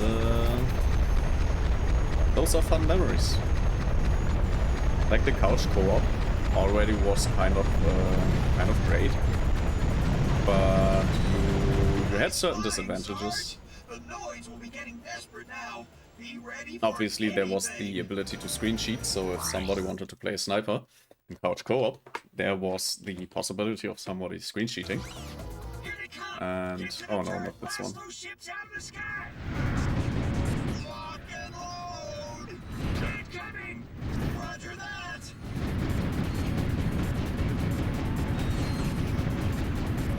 Turret time. I'm not very convinced that this is going to be a fun time.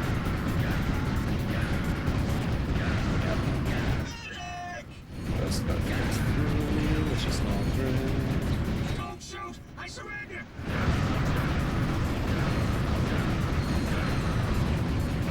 Fire at will! Roger.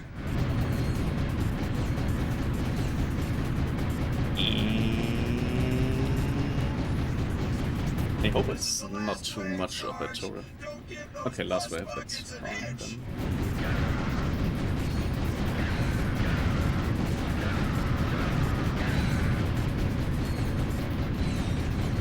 Like the turret controls are better than before, but they are still not really my gusto. We kicked those Nice. droids clear out of the city. Thanks, Sarge. Couldn't have done it without you. Alright, we get the Map-O-Matic. Thanks again, Sarge. Me and the guys wanted to get you something to say thanks for saving our butts all over the galaxy. Everybody chipped in. We got you this Map-O-Matic. Oh, you guys are the best. Yeah. Okay, so what I will be doing now, since we are done with all of Metropolis, I want to sort of show you the Easter egg now. A Map-O-Matic reveals secret areas on your world map. The secret areas are marked as green. The secret areas are marked as green. Yeah, we can grab the armor as well, but I will quickly save and yeah, show you the secret. So yeah, let me quickly escape and restart the console.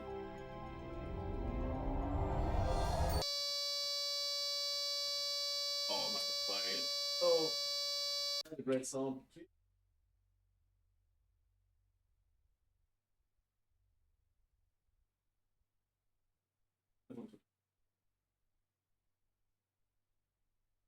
Now is not great.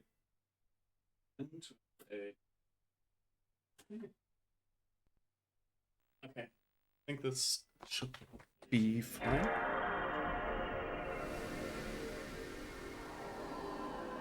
Yeah. Welcome to the options menu. Apparently there's a browser. And also apparently there is... Okay.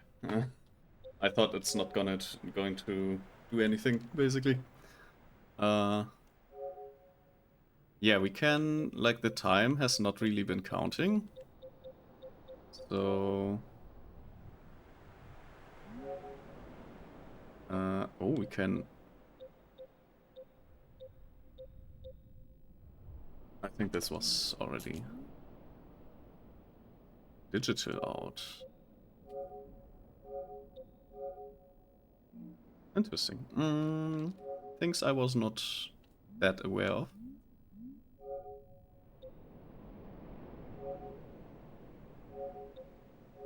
See.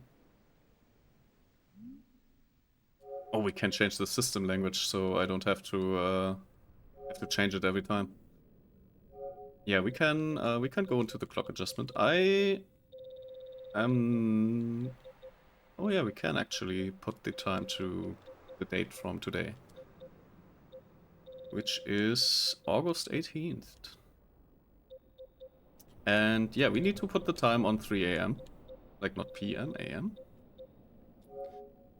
And with that, we go back. And I think it should be safe now. Yes, okay. So yeah, we enter the CD again. Or DVD. PlayStation already had DVDs. Well, this PlayStation had DVDs. So we start the console.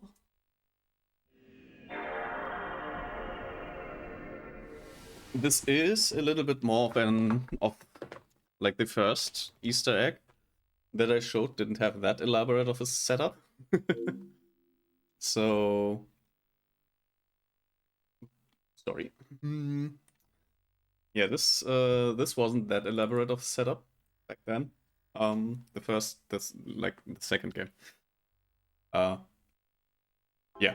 The second game only had you perform like a little bit of a glitch. And yeah, this game obviously has you do a little bit of time manipulation of the base system, which yeah, kind of a little bit more elaborate.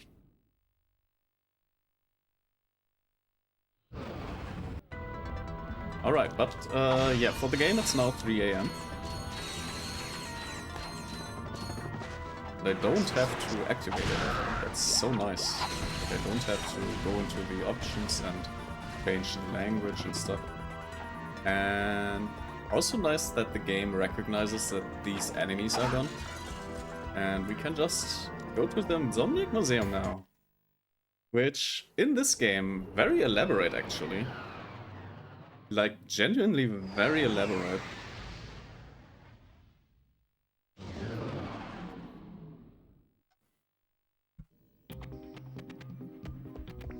Yeah, welcome to the Insomniac Museum of Ratchet Clank 3. Which has a music track that is not, like, at all in the game, other than in the Insomniac Museum.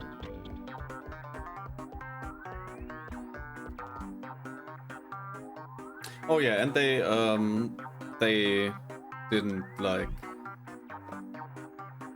They didn't really voice this museum's text boxes. So yeah, if you want to read them, you can go into the bot and read them, I suppose.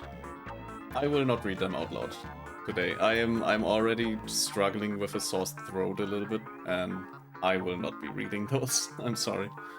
But yeah, we have cool stuff like go to this turbo track, which yeah, they tried, like they wanted to do a race track actually, where you have like a mini game of like driving this racetrack,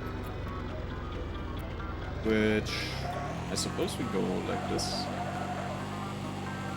Yeah, they had like actual like racetracks planned out for the game. Unfortunately, they didn't have the time and kind of had to toss the concept. But I would love, like, if somebody made, like, with this physics, a proper game to like this is a lot of fun. Like, I've as a kid been driving this track up and down because it's so much fun. Like, look at this. This is the first planet, basically. And I would have loved to have like this racetrack. Like, look at this. Like, nothing, obviously nothing is animated, nothing is really making sense. But I mean, like, we can sort of drive off.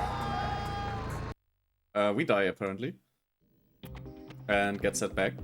But it's like so awesome to see. Like, there was a whole racetrack meant to be played, and like this is the stuff that motivated me to kind of become, like, get into the software development part, because yeah, I'm you basically get a little insight to all this stuff that could have been.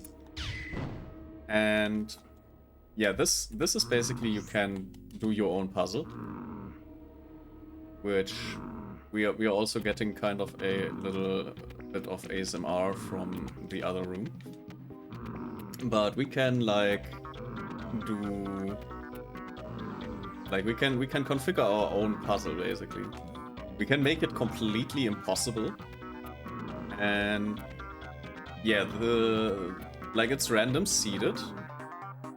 We can't go 0 on some of these values, but we can do like very insane things. And yeah, points needed, pallet speed, like very individual like stuff.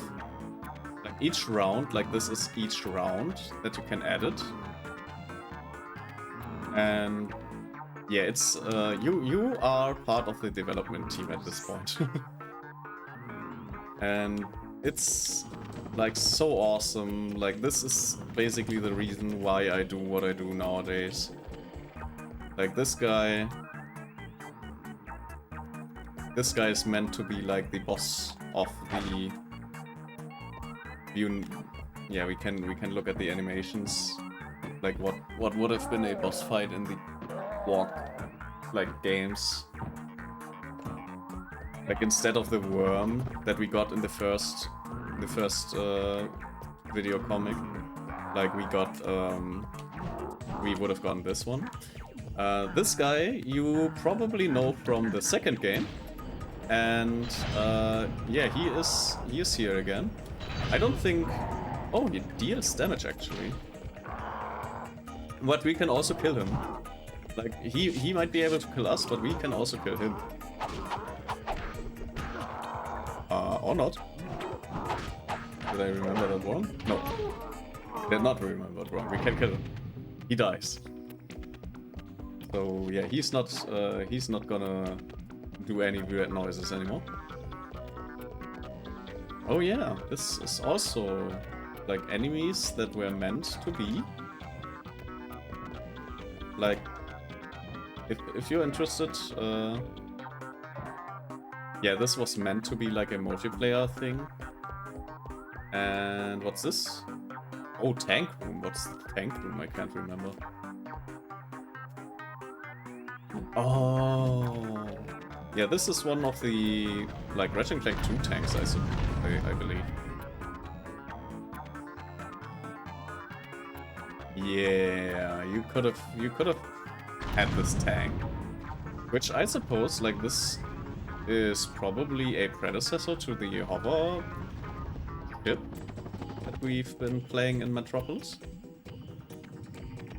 So yeah, I suppose that might have been like a predecessor. We can also, like, there's this one giant room that you need to solve a very hard puzzle before entering. Yeah, early design of a hover ship. And I do like that they have like added desks everywhere. Yeah, they had a little doggo in mind. Hound of Doom was supposed to be a weapon apparently. And the Captain Quark mask. If you ever wanted to see Ratchet with that mask on, there you go. Yeah. What else is there? Because there's so much. Like, there's another room over here. This looks now a lot like the original, like the second game. Insomniac Museum. Yeah, this guy doesn't deal damage, but he's there, and we can kill him. And was meant for Planet Dax. Unfortunately, he didn't make it. As well as this little critter, which actually deals damage, but only one. But I can't have you do that here. Also meant for Planet Dax, okay. And wow, what an ugly enemy. Original sand sharks, I see. Yeah, that's interesting. Oh, the pre-roll ads just rolled back up. So I will be looking at this beautiful VC view and we'll be rolling 3 minutes of ads and we'll be right back. Thank you for watching and see you in 3 minutes.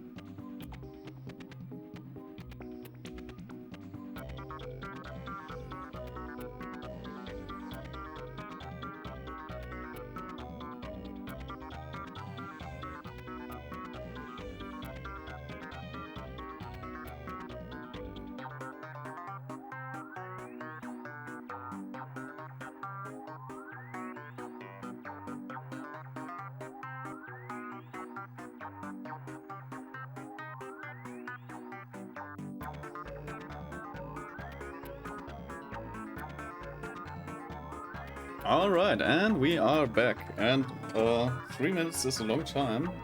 so long, in fact, that my controller just stopped transmitting. Yeah, I am unsure if there's like anything we can like find at the outside of the museum, because I genuinely have never been here. But there is. Well, maybe I've been here because I am quite explorative. Oh yeah, I've definitely been here. Like this, like a camera over there, like this block. And this should be the tank area, basically. And this is like a stage, because there is something we will see. I will demonstrate how this like thing works. And it's basically a minigame, and it's the stage for a minigame, which I will be showing shortly. But first of all, let's see if I missed anything. Let's see if I missed anything. Nope, does not seem to be the case. So we turbo back to the start. I'm kind of like used to not using the turbo boots because I genuinely tend to just fall down everywhere if I use them. And also kind of like it takes away a little bit from just looking around properly. What was this one? You are bombs away, okay. This is a completely different stage, I suppose. I guess they tried to make like a Bomberman sort of deal, which I genuinely think is very cool from what I can kind of parse as information from them. I suppose this was like a Bomberman sort of deal. And what else do we have here? We can do our own like animations again. Like we can like, do stuff like this. Like we are now an animation developer. And do stuff like velocity. Like we can test a lot of stuff here, which is fun.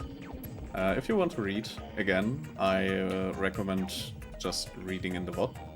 But yeah, if you're a fast reader, you can probably read all of that in the time I just put it back. Oh yeah, this is a great addition to the museum from John Lally. And it's All Hail Mr. Fister, which apparently is a concept for an enemy that has a very big fist called Mr. Fister, which I 100% support. I want to see that in the game. Yeah, yeah, is that even still... Like, is that link even still online?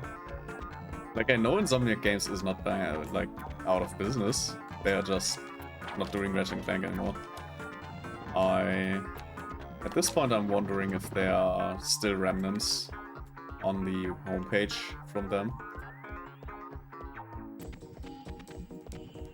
Nothing new here. I suppose I will be now doing the very hard hacking minigame that allows us to enjoy another part of the museum. Okay, that's the wrong button.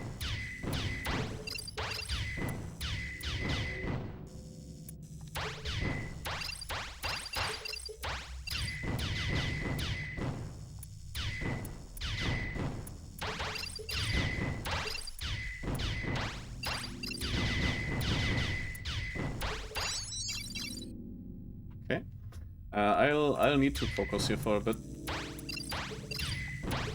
But I remember this particular hacking minigame to be very hard.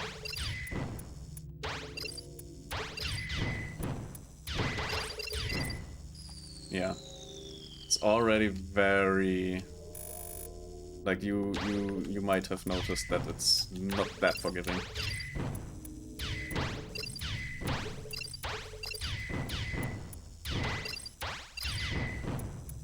And it's only level 2.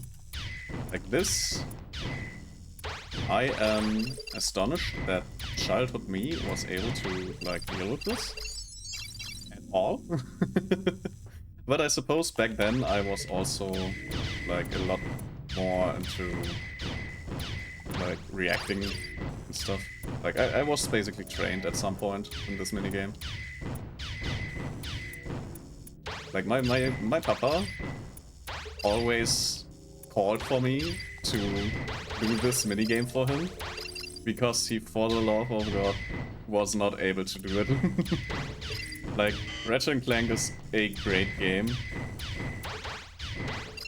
but yeah, my papa always needed help to kind of beat this.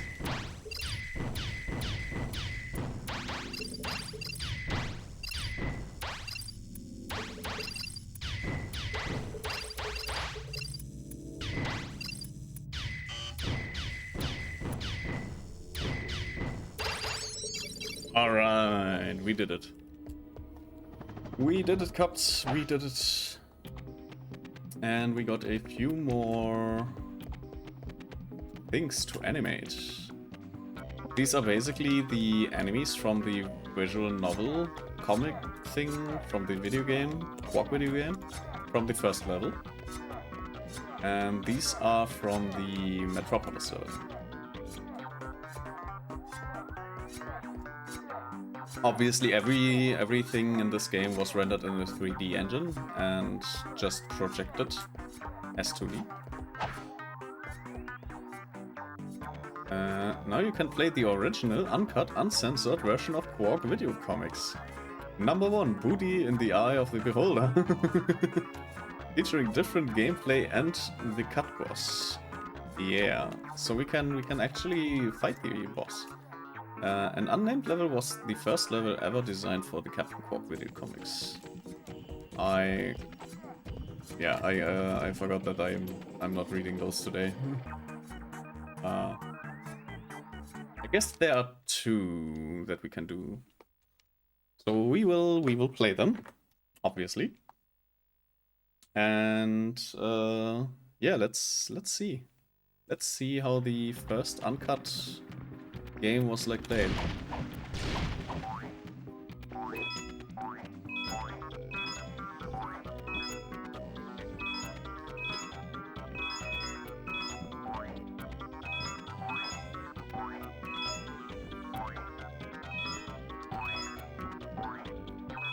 You can see they did kind of play around with a lot. This is genuinely a lot of just testing out.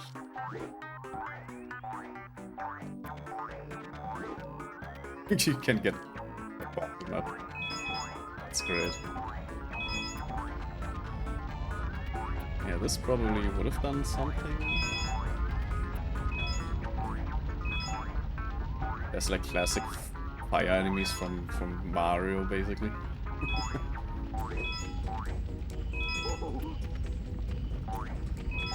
Oh yeah, the water is like meant to be acid or something, right? I don't think there's anything... Yeah, and that basically, you can see that this level was not playtested, because you would never, if you tested for it, you would never allow like an off-screen thing like that to actively happen.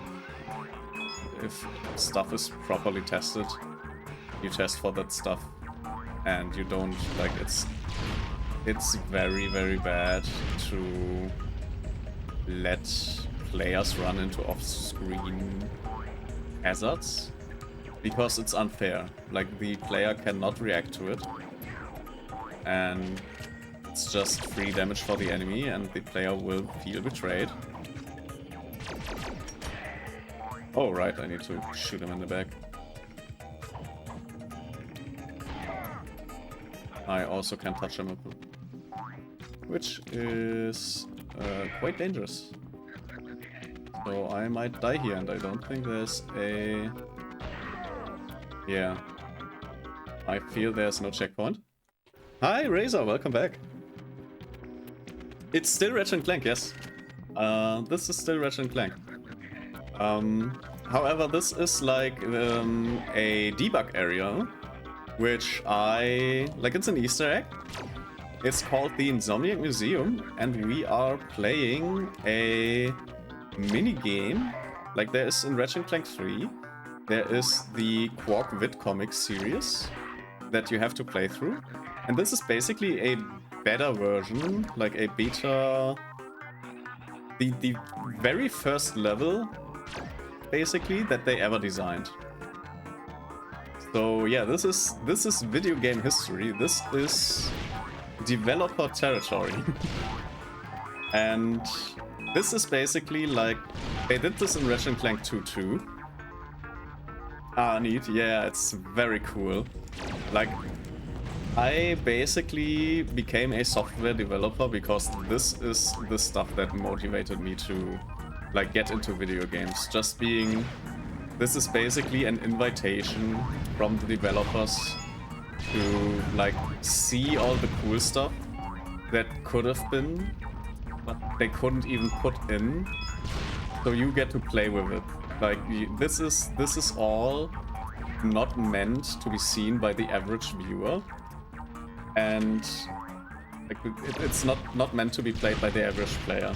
This is already like you showed the dedication to get here, and they sort of recognize this and let you be part of the development team more or less. Like just seeing all that cool cut stuff that they would have been putting in but couldn't because of time constraints, or because like the management team decided that it's not going to be put in the game. But they let you play it anyways in the whoops, I completely forgot that I am very low on life. Yeah, they basically, it's an open invitation for every player to kind of see what the developers, how the developers worked and what they had in mind, and what like some things are that video game development brings with it. And yeah, it's one of the reasons I became a software developer. So it's I have lots of things that I want to do. There are very many things that are very time consuming, which is probably the only reason why I am not able to do them. And like developing games is one of those reasons, one of those things I want to do, but can't because of time reasons. Because making a video game takes lots of time and consistency. I died again. I hope there's a continue point there. Nope. Okay, I have to be very careful from now on.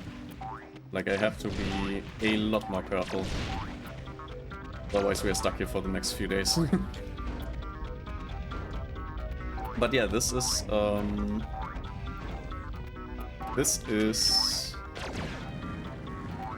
yeah, it's my childhood and my childhood motivation, basically. To become this is one of the reasons I've become who I am. And yeah, I haven't given up the dream of ever making a video game. It's just the time that I am currently not able to make for stuff like that. But that does not mean that I will not be able to make that time in the future. In general, I would say, since I am now getting more into streaming and getting more comfortable with the things I am streaming, there will probably be a day where I just boot up something like Unity again.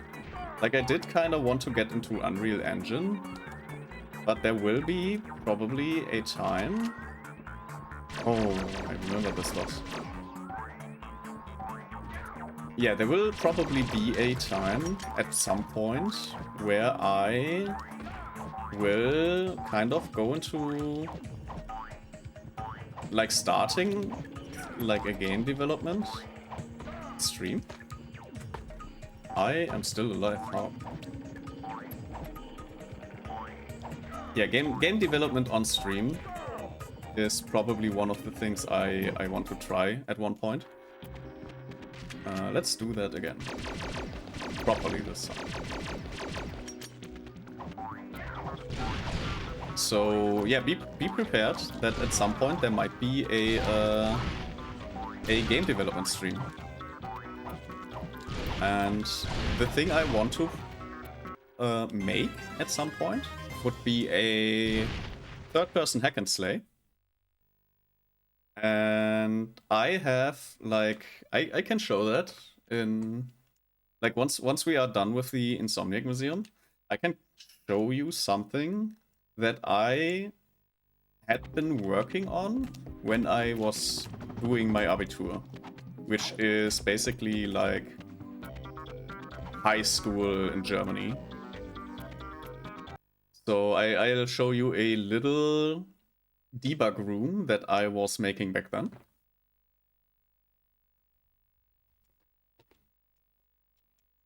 And at some point, sometime in the future, I will get back to that. I will get back to making video games. Alright, this is not the real level. I don't need to explore everything. This is more a thing of showing everyone what this game, like what the first level looked like back then.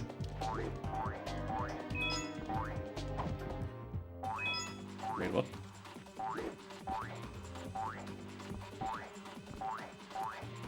Wait, I think... How do we... Like this, okay.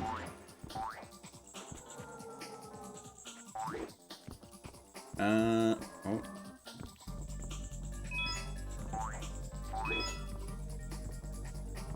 I am slightly confused.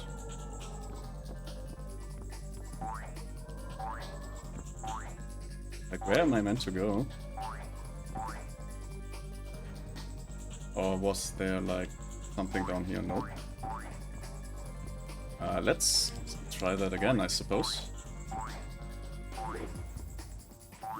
But yeah, like the game I wanted to do was also not very easy to do. Like that's also like one of the things. Like if you want to start making a video game, a 2D platformer is probably what you want to go with first. But if you're like me and to go immediately into like 3D and more complex things, don't get discouraged just because it takes time, because all the other stuff will also take time, especially when you are just starting out. And it's just like getting into drawing, like getting into art, making art. You need to get to a little bit of know-how, and it's very important that you not only read on all these things, but to just start trying to make things. That's like number one thing you need to do. Just start, get the software, start reading, and if you've done your 1 hour of reading, just start doing. And do that in tandem. Like do an hour of reading, do an hour of making. Start with something easy and make it happen. See how it's done. And keep trying. Like you will see, like I for some reason another developer in training. I suppose this was the level? No, it's a teleporter. Alrighty.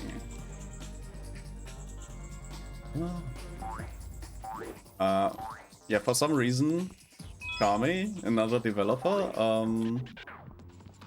is convinced that I am somehow very good at my job, and I am very convinced that I am just getting by.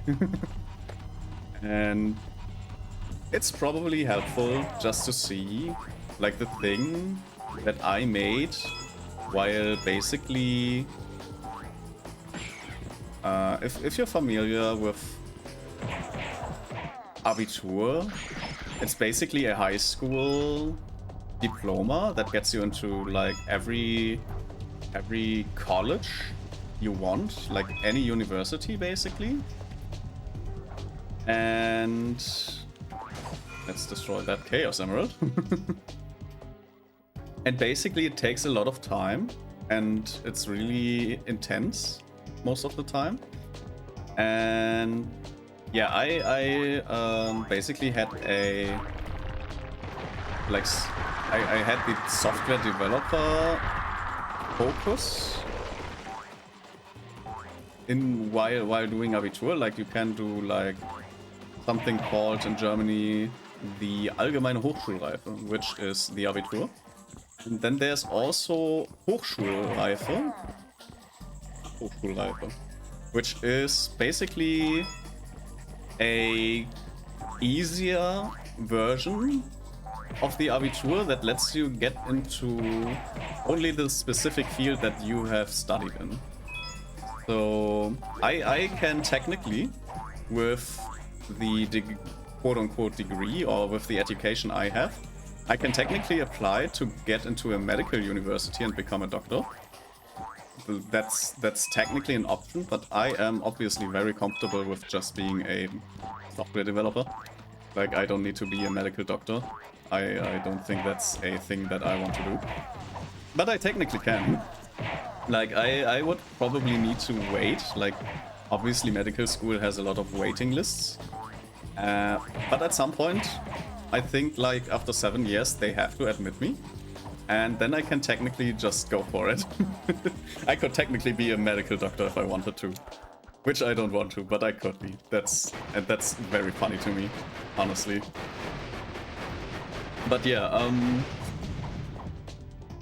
yeah, this is, by the way, the boss fight that they mentioned earlier, which was cut. And as you can see, it's other than that the enemy could have benefited from some invincibility frames, I don't think this is like too much of a bad boss fight. Like, this is almost done. Like, this is an almost done boss fight.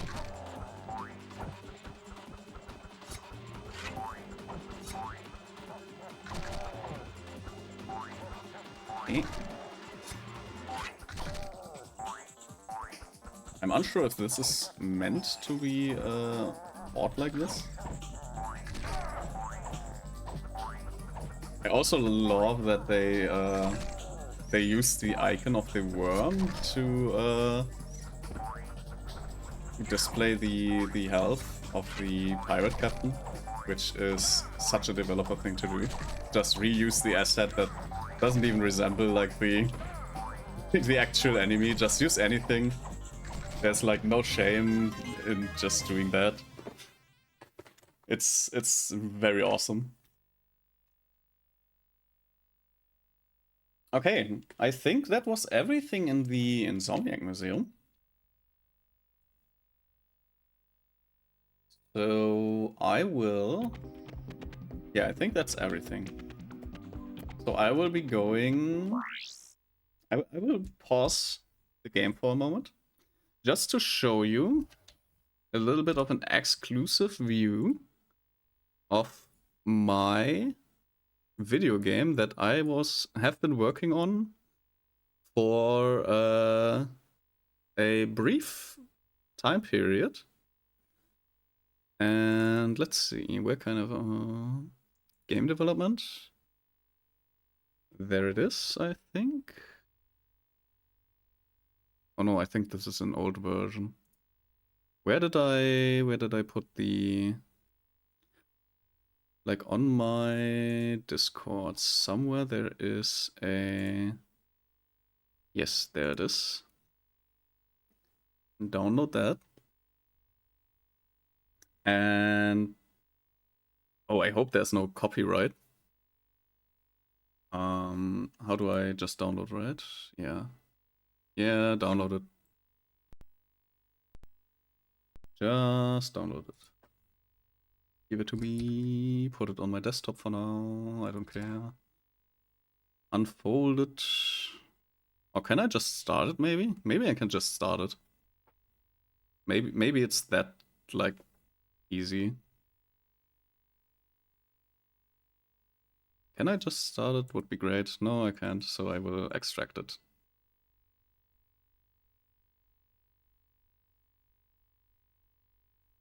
Yeah, so let's see. HDMI is silent. We put the game to this game. There it is. And yeah, you can hear it. you are probably a little bit familiar with what you're hearing, which is this little Maxwell down there. So what this game is currently, like, I have this little, like, reticle. Well, game is a hard stretch. Like, this is not really a game. Like, by all means, this is not a complete, like, playable thing. But you have some basic interactions. Like, I don't know why my mouse is not captured. This is one of the things that I would need to debug, obviously. But yeah, you have, like, this Maxwell, the cat, over there. You can jump, which is also important, kind of. And you have this Maxwell, the cat, and if you go into the radius of Maxwell, you start... Like, he has a little bit of a radius.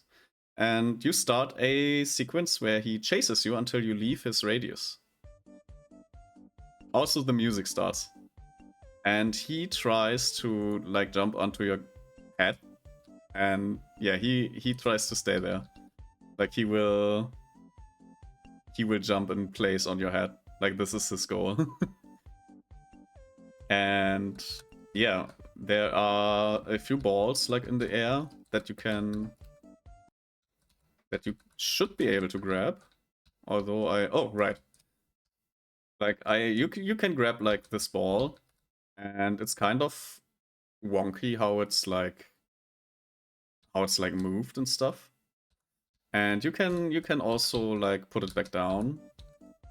No, Maxwell, no, please. I don't want to play with you right now.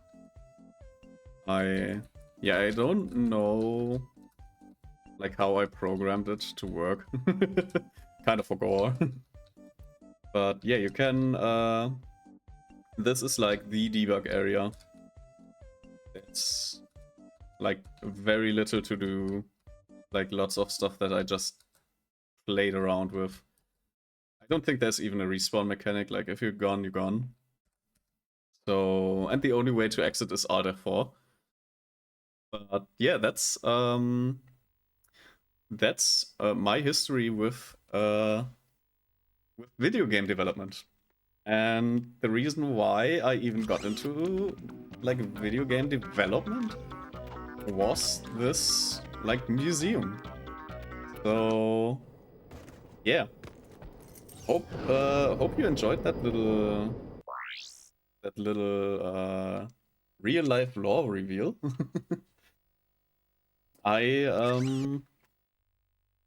Yeah, I wouldn't be here if they never did the Insomniac Museum. So I'm quite happy that everything worked out the way it did. Just hours ago, bio-obliterators devastated Metropolis. The devices have since disappeared and their current location is unknown. Galactic citizens are in a state of hysteria, reacting to news that Dr. Nefarious is planning identical attacks across the galaxy. We're live from planet Marcadia with the Galactic President.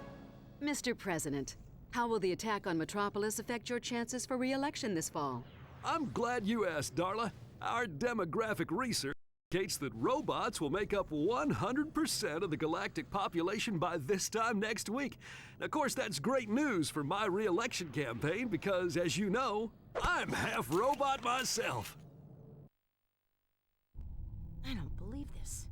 Everyone's acting like Nefarious has already won. Maybe he has. If we don't find those bio-obliterators soon, we're all gonna be robots. Not that there's anything wrong with that. Wait a second. Before the Star Cruiser blew up, didn't Quark say he was trying to find something? Yeah. It's a long shot, but I guess it's worth a try. The cruiser went down on planet Zeldrin. We'll go check out the crash site. Maybe we can find what Quark was looking for. Yeah. So our next target is Zeldrin, and I kind of want to try a glitch. Ah, never mind, I couldn't make it. Yeah, there is like a glitch where you can kind of accidentally slide out of the sideways elevator.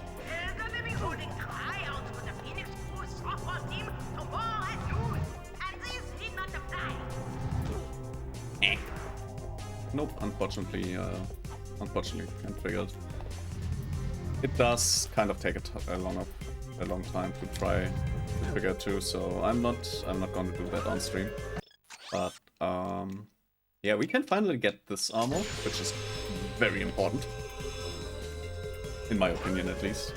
And yeah, I will be winding down stream in half an hour, or like almost like in 20 minutes. I will go into the just chatting section again. And yeah, we will up to that. We will go to Annihilation Nation and do a little bit of arena missions there. Because I don't think we will be able to go through the next level in a reasonable amount of time. So we will be just chilling in Annihilation Nation a little bit. Yeah, there is tons of new challenges. Maze of Blaze, navigate a lethal obstacle course, like every time. And with our new armor, this should be like cakewalk. Wait, wasn't? Wait. Is it called cakewalk? Oh, I'm not sure. I know the software to make music is called cakewalk. I'm unsure if cakewalk is actually a real thing now.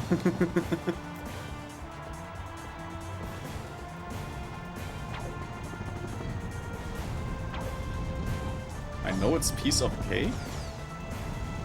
And but what was the walk part? I genuinely think I've mixed up something. I think I forgot that this is not a word.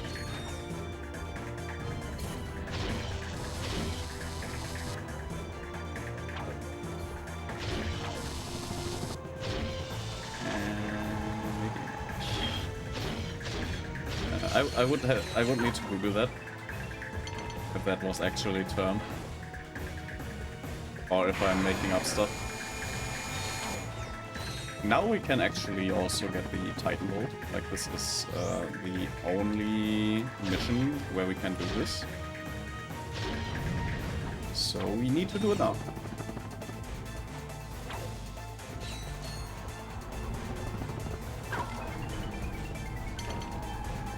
Yeah, if you aren't familiar with how these like runs work, like this parkours, there's always like one or two ants, and if you go in the middle, you can always assume that the door that will open will be on one of the like active sites.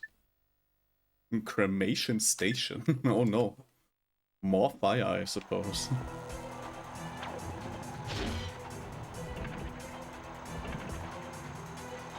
Yeah, if like this one you can't predict.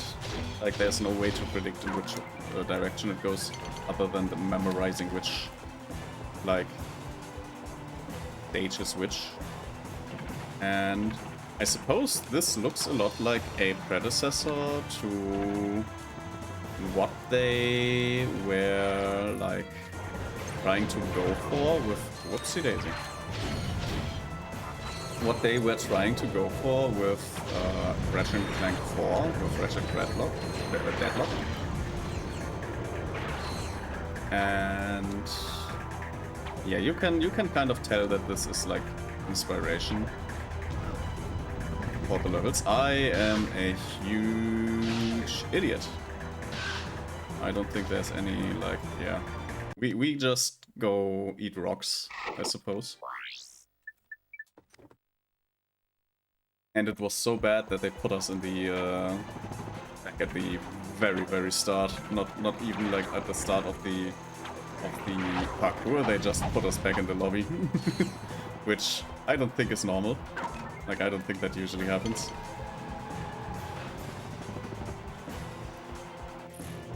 All right, let's try to be a little bit smarter this time.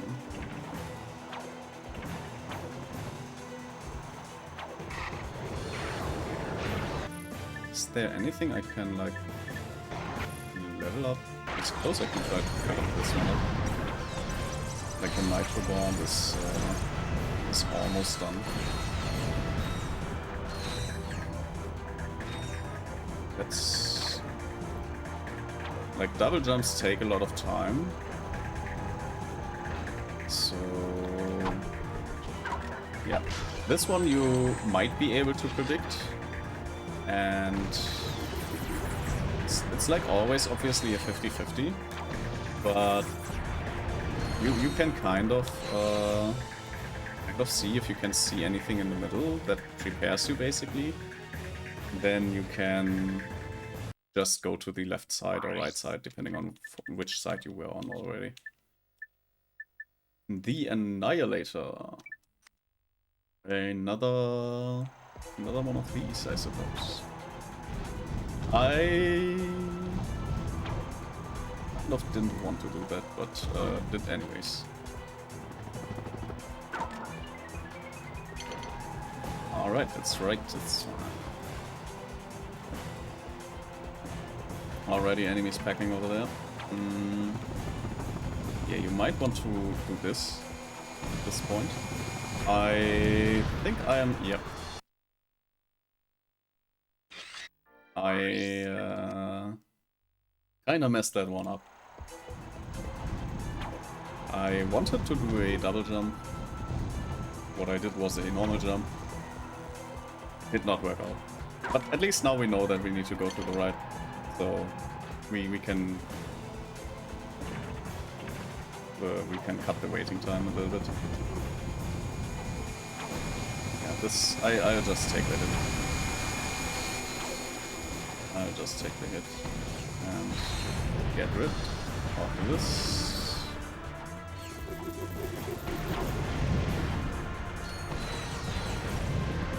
And we get the V5 version of the Nitro one. Hell yeah. Nitro Eruptor has a wide... I probably wanted to listen to that, but unfortunately the cancel listening button is the same as get me the better gun button. So yeah, not optimal button placement. Could be better. But yeah, we have the Nitro Bomb now on level 5. And I suppose there's no better time to level like my Shock Blaster than in Annihilation Nation, honestly. Like these enemies are quite easy, and there are so many that it's like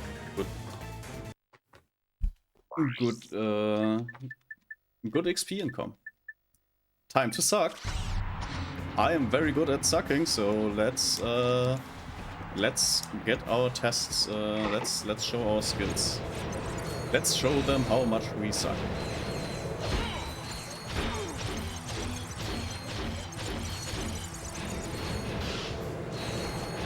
They pushed me. Why do they push me? They are not allowed to push me.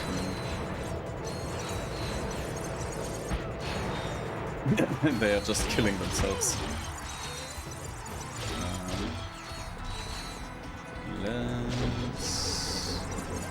Let's not waste our precious ammo on these guys. Like we need the ammo. And I think there will be a few. No. But there are always enough. Like we are basically going through all the enemy types and they all have like these little guys, these little blade boys. They just spawn with every round.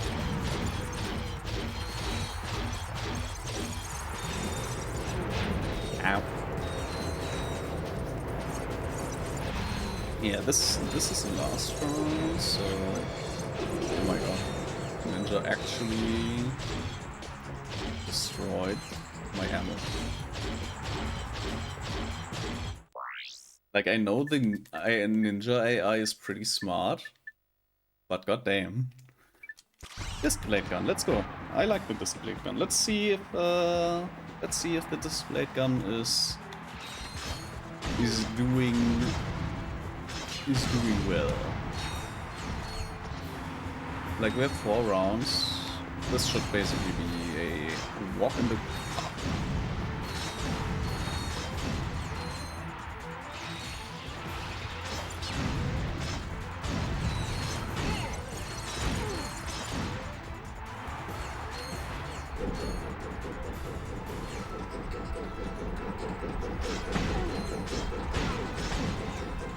Yeah, that's it. Easy peasy. Like, the blade gun is really good. I don't have the the Rift Inducer, unfortunately. And this is not easy. Let's see if I can make it first try, or if we are keeping that for later. It's 8 rounds. I will not survive this. I will not make it. I 100% assure you I will not make this.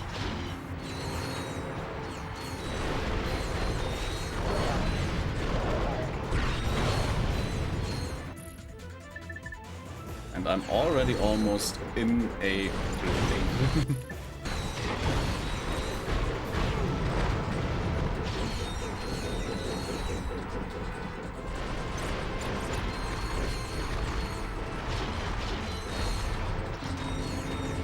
And my console is lagging.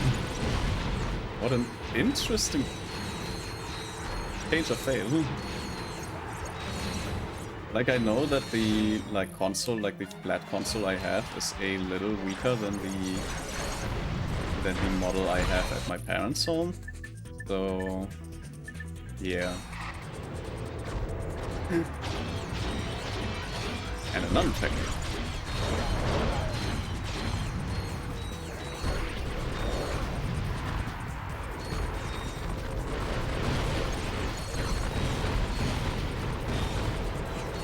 I did it!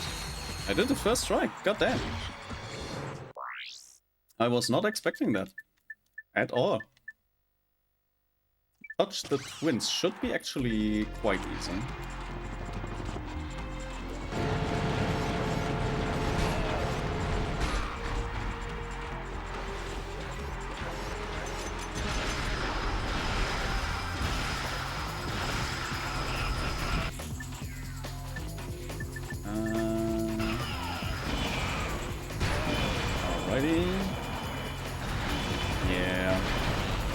Not much of a challenge, to be honest. Just need to evade these. And we're done. Easy. No problemo. Sleep Inducer we had. Weapon cycling. Yeah, this is one of those where you get a weapon just forced onto you. I think we can actually just like waste all the ammo. It's not bad to just go through the weapons. Like if you have, for example, this, like the plasma whip, which just sucks. It's like, yeah, just use it, just use it up and get to the next weapon. There's nothing that will hold you back in there.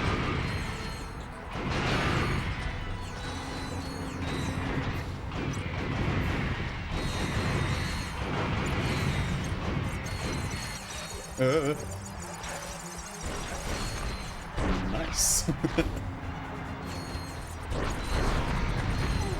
Oh, but I have the blade gun now. Like, this is sometimes a little bit confusing, just having a new weapon in hand while expecting a different weapon.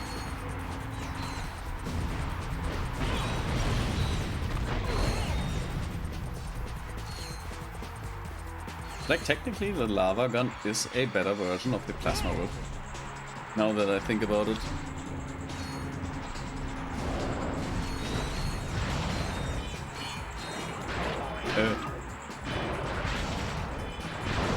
Stop. Fight honorable. Face me head to head. But I suppose you are all paid gladiators. There's no honor. You are all paid actors, and I have to extinguish you.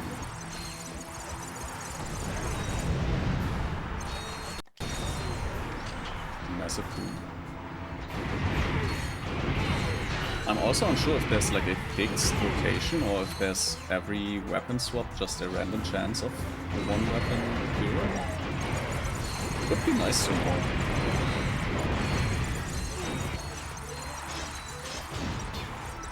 Because I am kind of like missing the turrets, and from like if the next weapon is shown to the left, okay, the next weapon is shown up to the left, and I can't really make out a system behind it.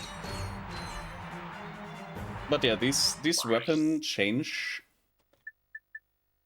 thingies are quite fun. Counting ducks. The arena is filled with Gadgetrons, Lombax, Snooze Mist. Eliminate all opponents before Ratchet is knocked out. Which is kind of wild that they have this, because Ratchet is like the only known Lombax. Why does Gadgetron have a Lombax sleeper agent? Yes!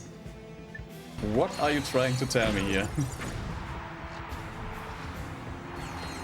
I am very much unsure at what you are trying to, what story you are telling me here.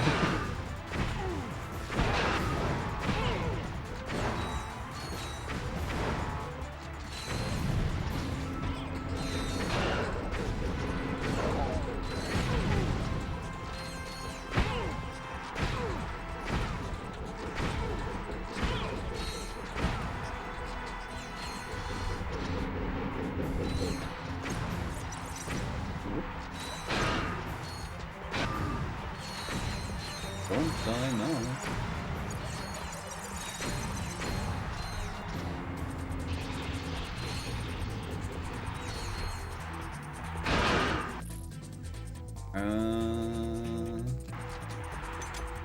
Well, that's a little. Wait, let me try something. Do I get XP for just holding this thing in my hand? Fortunately not. Okay. That would have been awesome if I could just hold the gun and get the XP. Unfortunately, that's not how this works, so we will be swapping to the lava gun instead to level the lava gun a little. We will get the opportunity to level up the Ninja Challenge. Defeat all gladiators, now with ninjas. Hell yeah, ninjas are awesome. Oh, I kind of forgot one thing to show you in the Insomniac Museum because I couldn't find it apparently. Like there is a robot versus ninjas like game. Like mini game, like a fighting game. The shot cannon can be charged up to release a spectacular beam of death. Hold the fire button to charge up the beam. Then release the button and sweep the beam across your enemies. Yeah. So this weapon is now kind of useful, but also very ammo consuming. Still, like, I will, like, kind of ban it from my weapon, like, from the quick select, because it's such garbage. It's not useful, like, at all. Goodbye, Shock Blaster. Welcome, Plasma Whip, I suppose. Because these are the weapons that are kind of still needing level ups. So, yeah, not like the most exciting thing, honestly.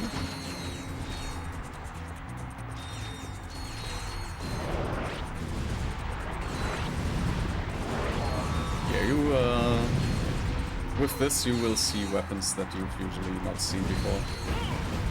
You also might notice that the game is lagging sometimes, which I can't remember my old console ever did. I am kind of disappointed. But yeah, we will now whip the enemies a bit. And I don't know who remembers, but hi, Amber Ross. Welcome to the stream. How are you doing?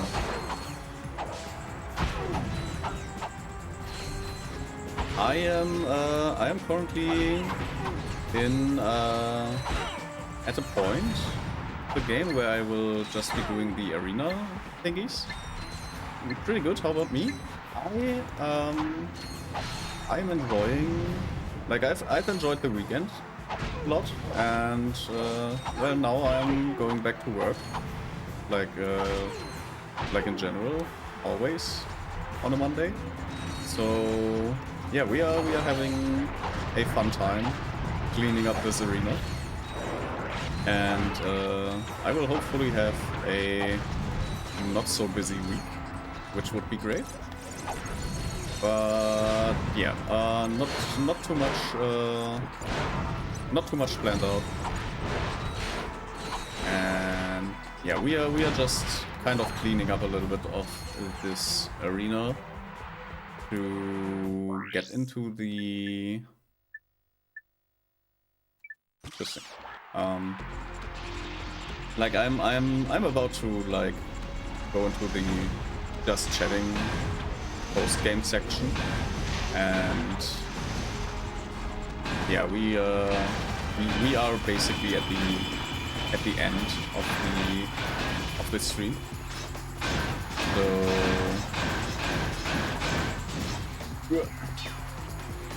oh, we got an upgrade on something I didn't even see. Yeah, just basically we are doing the quick rounds. Like this is not really gonna take long. Oh, it's actually upgraded the gun immediately.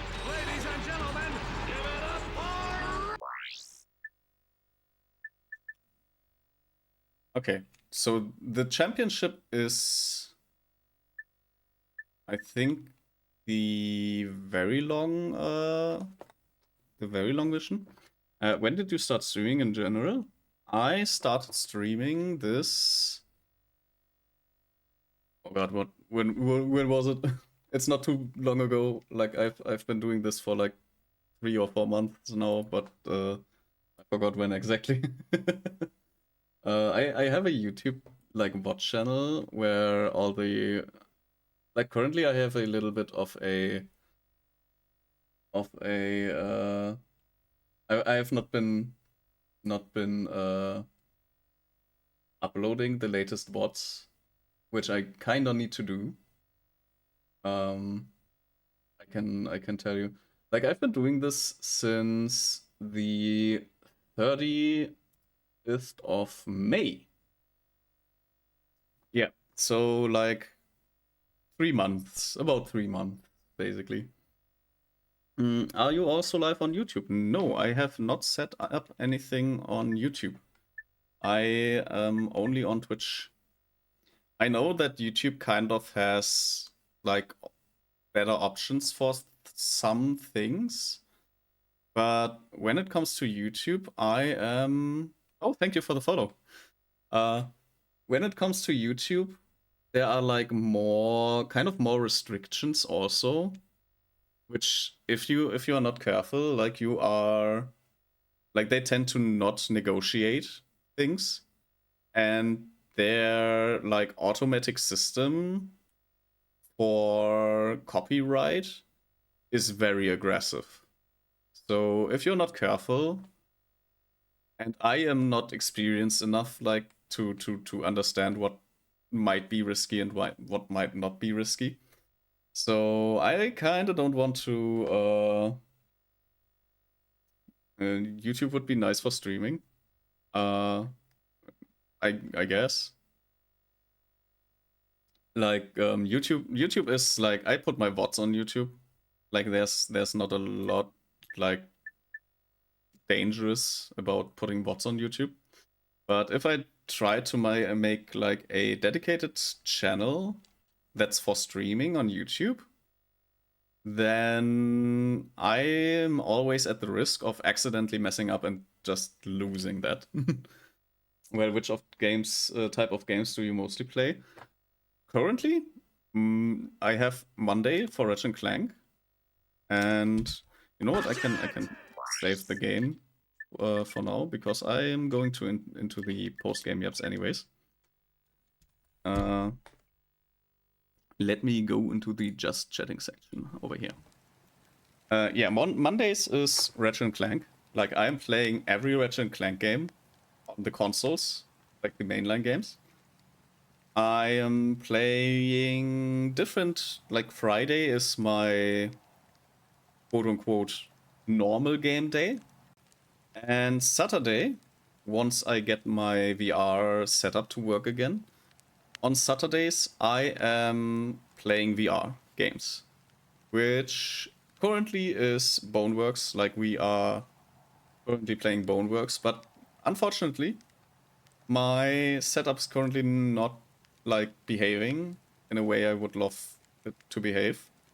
So unfortunately no VR at all currently. I love this PNG. Is this made by you or on commissions? I made that myself. I'm not very good at making like art rendition stuff, but I was able to kind of like the little guy up here. That's the Bean Boy, which I got from two artists. You can technically you can find the credits for the Bean Boy in my description down below. And it sounds good. That's fucking cool. I just kind of made a concept sketch and put this into like a SVG. Like, if you are familiar with Inkscape, you can kind of trace, like if you make a sketch, you can kind of trace and kind of do line work with mathematics in a program called Inkscape. So yeah, I kind of sketch and then put things into vector graphs. Are you a good artist? Not gonna lie. Oh, you are a good artist. Not gonna lie. Oh, thank you. I don't think so, but thank you for the compliment. I'm like, from an art perspective, I don't think that anyone would ever pay me for doing this kind of art, but I try my best. No, I don't want. I also do 2D and 3D full body. Ah, yeah, I suppose. Like the my pre-roll ads are done, but I'm ending stream anyways, so it's not that big of a deal. I really like your PNG. Can I convert it into 2D or 3D model? I think I would look amazing. What do you think about that? Well, I do have already an artist that would you like to see my models? You can send me like everything you want to show me. I have an email linked in the bottom description, and you can always send me like fan stuff, everything that you want to, like fan art. If you want to do fan art and stuff, you can always send that down there, or you can. I don't have an official hashtag, but if you want to like do fan art or anything that you want to show me, then you can also just use a hashtag on Twitter or Blue Sky with something like assembly fan art, and yeah, that's I'll have to make an official like hashtag for that. But you just check what I made. Do you have Discord? Yeah, I have Discord. But I do prefer like doing everything over email, if possible. Twitter username is also Assembly. And you can technically find the link to my Twitter in my description as well. That's like everything you basically need to know about me is in my description. And yeah, if you want to show me stuff, like you can either do it public with I guess I will be going for SMB fan art for now. Like just my name and fan art in one word. But if you want to show me something like that's only meant for me, I will handle that over email. And that email is in the description as well. Like if you want to, nah, I sent you on DM. We can do that on Twitter, I guess. Yeah.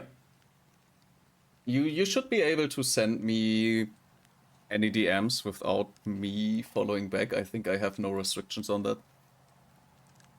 So if you want to send me stuff, you can absolutely send me messages and DMs. But I do prefer like doing most of my, like when it comes to stuff that is only meant for me, you can always send me an email. And if it's meant for everyone, like I will probably think of a how do you call it? Of a hashtag. Like I probably will go for a just putting out a hashtag where everyone can just put fan art. Like that's probably the best solution.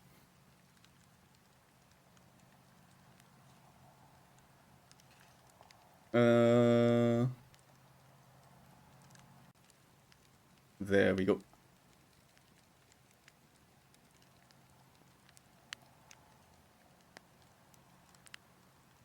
Yeah, so Twitter doesn't allow you to DM me. Okay, then I will just follow you back. Now you should be able to get a DM out. Yeah, I did. I just followed back. But I don't understand why. I think like I did have some privacy settings enabled, but I'm pretty sure that there was like no like restrictions on people DMing me, especially because I have so many bots that that send me messages all the time. Kind of weird. But yeah, you can send me messages now. I'm pretty sure. Yeah, like my direct messages have explicitly allow everyone. So don't know what Twitter is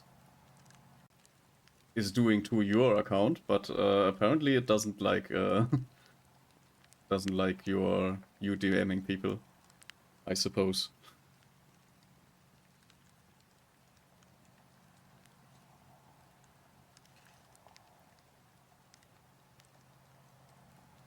I see, I see.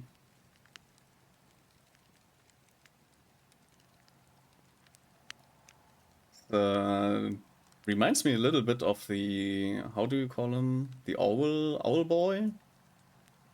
There's like a video game of like an owl character that that kind of I think the name of the game was Owl Boy. Reminds me a little bit of him. Was it Owl Boy? Yeah, it was Owl Boy. Kinda a little bit reminds me of him. I don't know why. They on a more detailed look, they don't look too similar. But that's basically what was immediately on my mind. But yeah, they are. Those are very nice pieces. But when it comes to like a model, I am currently getting one. So yeah, I will not be needing any in the near future. And if you want to like make a fan-based model like for fan art, then you can do that. Like fan art is always like permitted. But I will not really be needing any other model for a long time for now, I think. Like the prices alone make it that I will probably not be able to afford a proper model for like a long time, where it actually makes sense to like invest into a very big model like this customized model. I was lucky enough to get a really good deal from someone that like I set a budget back then, and I was kind of lucky to get that deal, and we'll see how it will turn out at the end. I was pretty satisfied with the first previews. So yeah, we'll see how it turns out at the end. I am hyped. I don't know when I will like make a proper debut. Like I am still like I have been training with the Bean Boy a little bit. So yeah, this is like the third stream I think with the Bean Boy actually working. So yeah, we'll see when there will be a proper model to debut. But I'm excited. I will see how everything works out at the end. But yeah, again, if you want to make like fan art and stuff, you can always do that. I'm always down to see fan art. I'm 100% for that. I would actually love to have like my first actual piece of fan art. That would be great. Don't worry, I do charge $400 for a 2D live model, and also you don't have to pay full right now. No, I am, as I said, I'm already like getting a model. Like there's no real reason for me to get another model for like 2 or 3 years now. Like there's not really any reason for that. So yeah, I'm unsure when exactly I will be debuting. Come to Twitter. I also sent you my website. Let's see. I don't see any website. But yeah, the models, like, your work looks great. Unfortunately, I am already like getting a model, so yeah, that's a little bit unfortunate, but nah, I mean, I just rig this model in $300. I don't think I need that.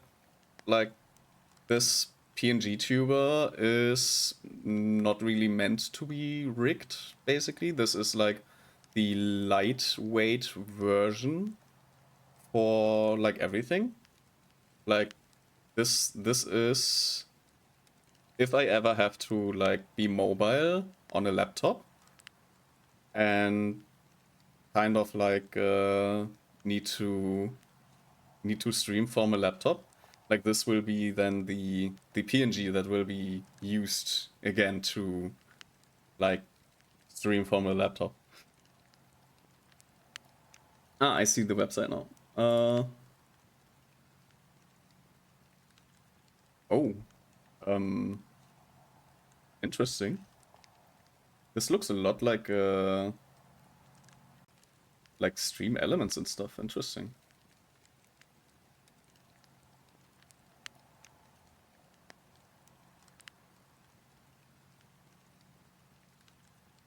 Okay. You also use 2D models, model on your phone. Like my setup right now is I'm using VTube Studio and like have it connected to my phone. I don't stream from my phone. Like there's no, like genuinely there's no reason for me to stream from my phone. I only used the phone, like I connected the VTube Studio on phone to VTube Studio to have like the advanced face recognition. And it's working out like really well. It even has a trust pilot, I see. Well, unfortunately, one of the things that I have been told to like do, and I haven't added that one in my description yet, so I should probably do that soon. But one of the things that I've been made aware of from a friend that is very experienced is to just trust into like very few websites, because unfortunately even the Trustpilot thingies can be like wrong. So I've been instructed from a friend that has lots of experience to, if I want to be safe on like my side, and in general like the like to be like artists that like to be safe when it comes to their payment. And yeah, in general, like the place where I've been recommended to do business is basically VGen.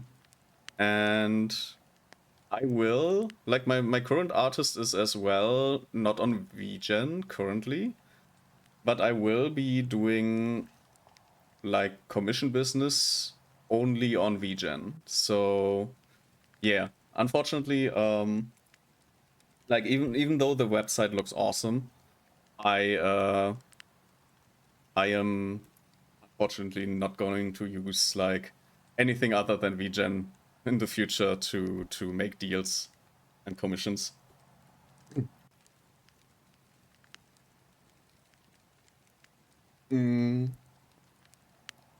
All right, no problem. When you need, just let me know. And what about the stream stuff? Thank you so much. Oh, no worries. But yeah, like everything that is like commission stuff, I will be only doing on VGen. And yeah, I am, I have, I have specific instructions not to use any other servers, basically. Like from an experienced friend that has been doing this for multiple years now. Like I am, I have the instruction to only use VGen from now on. So yeah, if other than that, if you have like a portfolio that you like you've been sending me basically your portfolio on Twitter, I highly prefer it to be on email because I don't really like the messengers of Twitter and stuff. Like I do like I don't check them that often, and I'm a person that has very little time in his day. Like my current commissions, or my current commission for the model, I like write my responses in my lunch break because I don't have time otherwise currently, which is insane. I am very much busy at the moment, so yeah, that's a little bit of my situation currently. But yeah, thank you for showing me these beautiful models. And yeah, I will be ending stream now. Let me check out who to raid. Because there are a few people online currently. I could be... Oh, I think... Well, I don't know how long Jay is still streaming.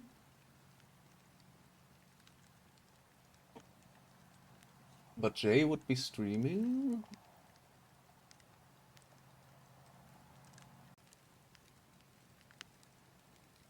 I think we might raid Jay. Also didn't raid him for a long time. In fact, I don't even have him written down. Did we ever raid Jay? Suppose not. So this is the time to do it. Yeah, we will be You're welcome. Have a nice day. You have a nice day. If you want, you can raid with me. I have a raid message. I have not made a proper subscriber or follower raid message, but yeah, this is the raid message. If you want to raid with me, you are a really good man. Oh, thank you. I do my best.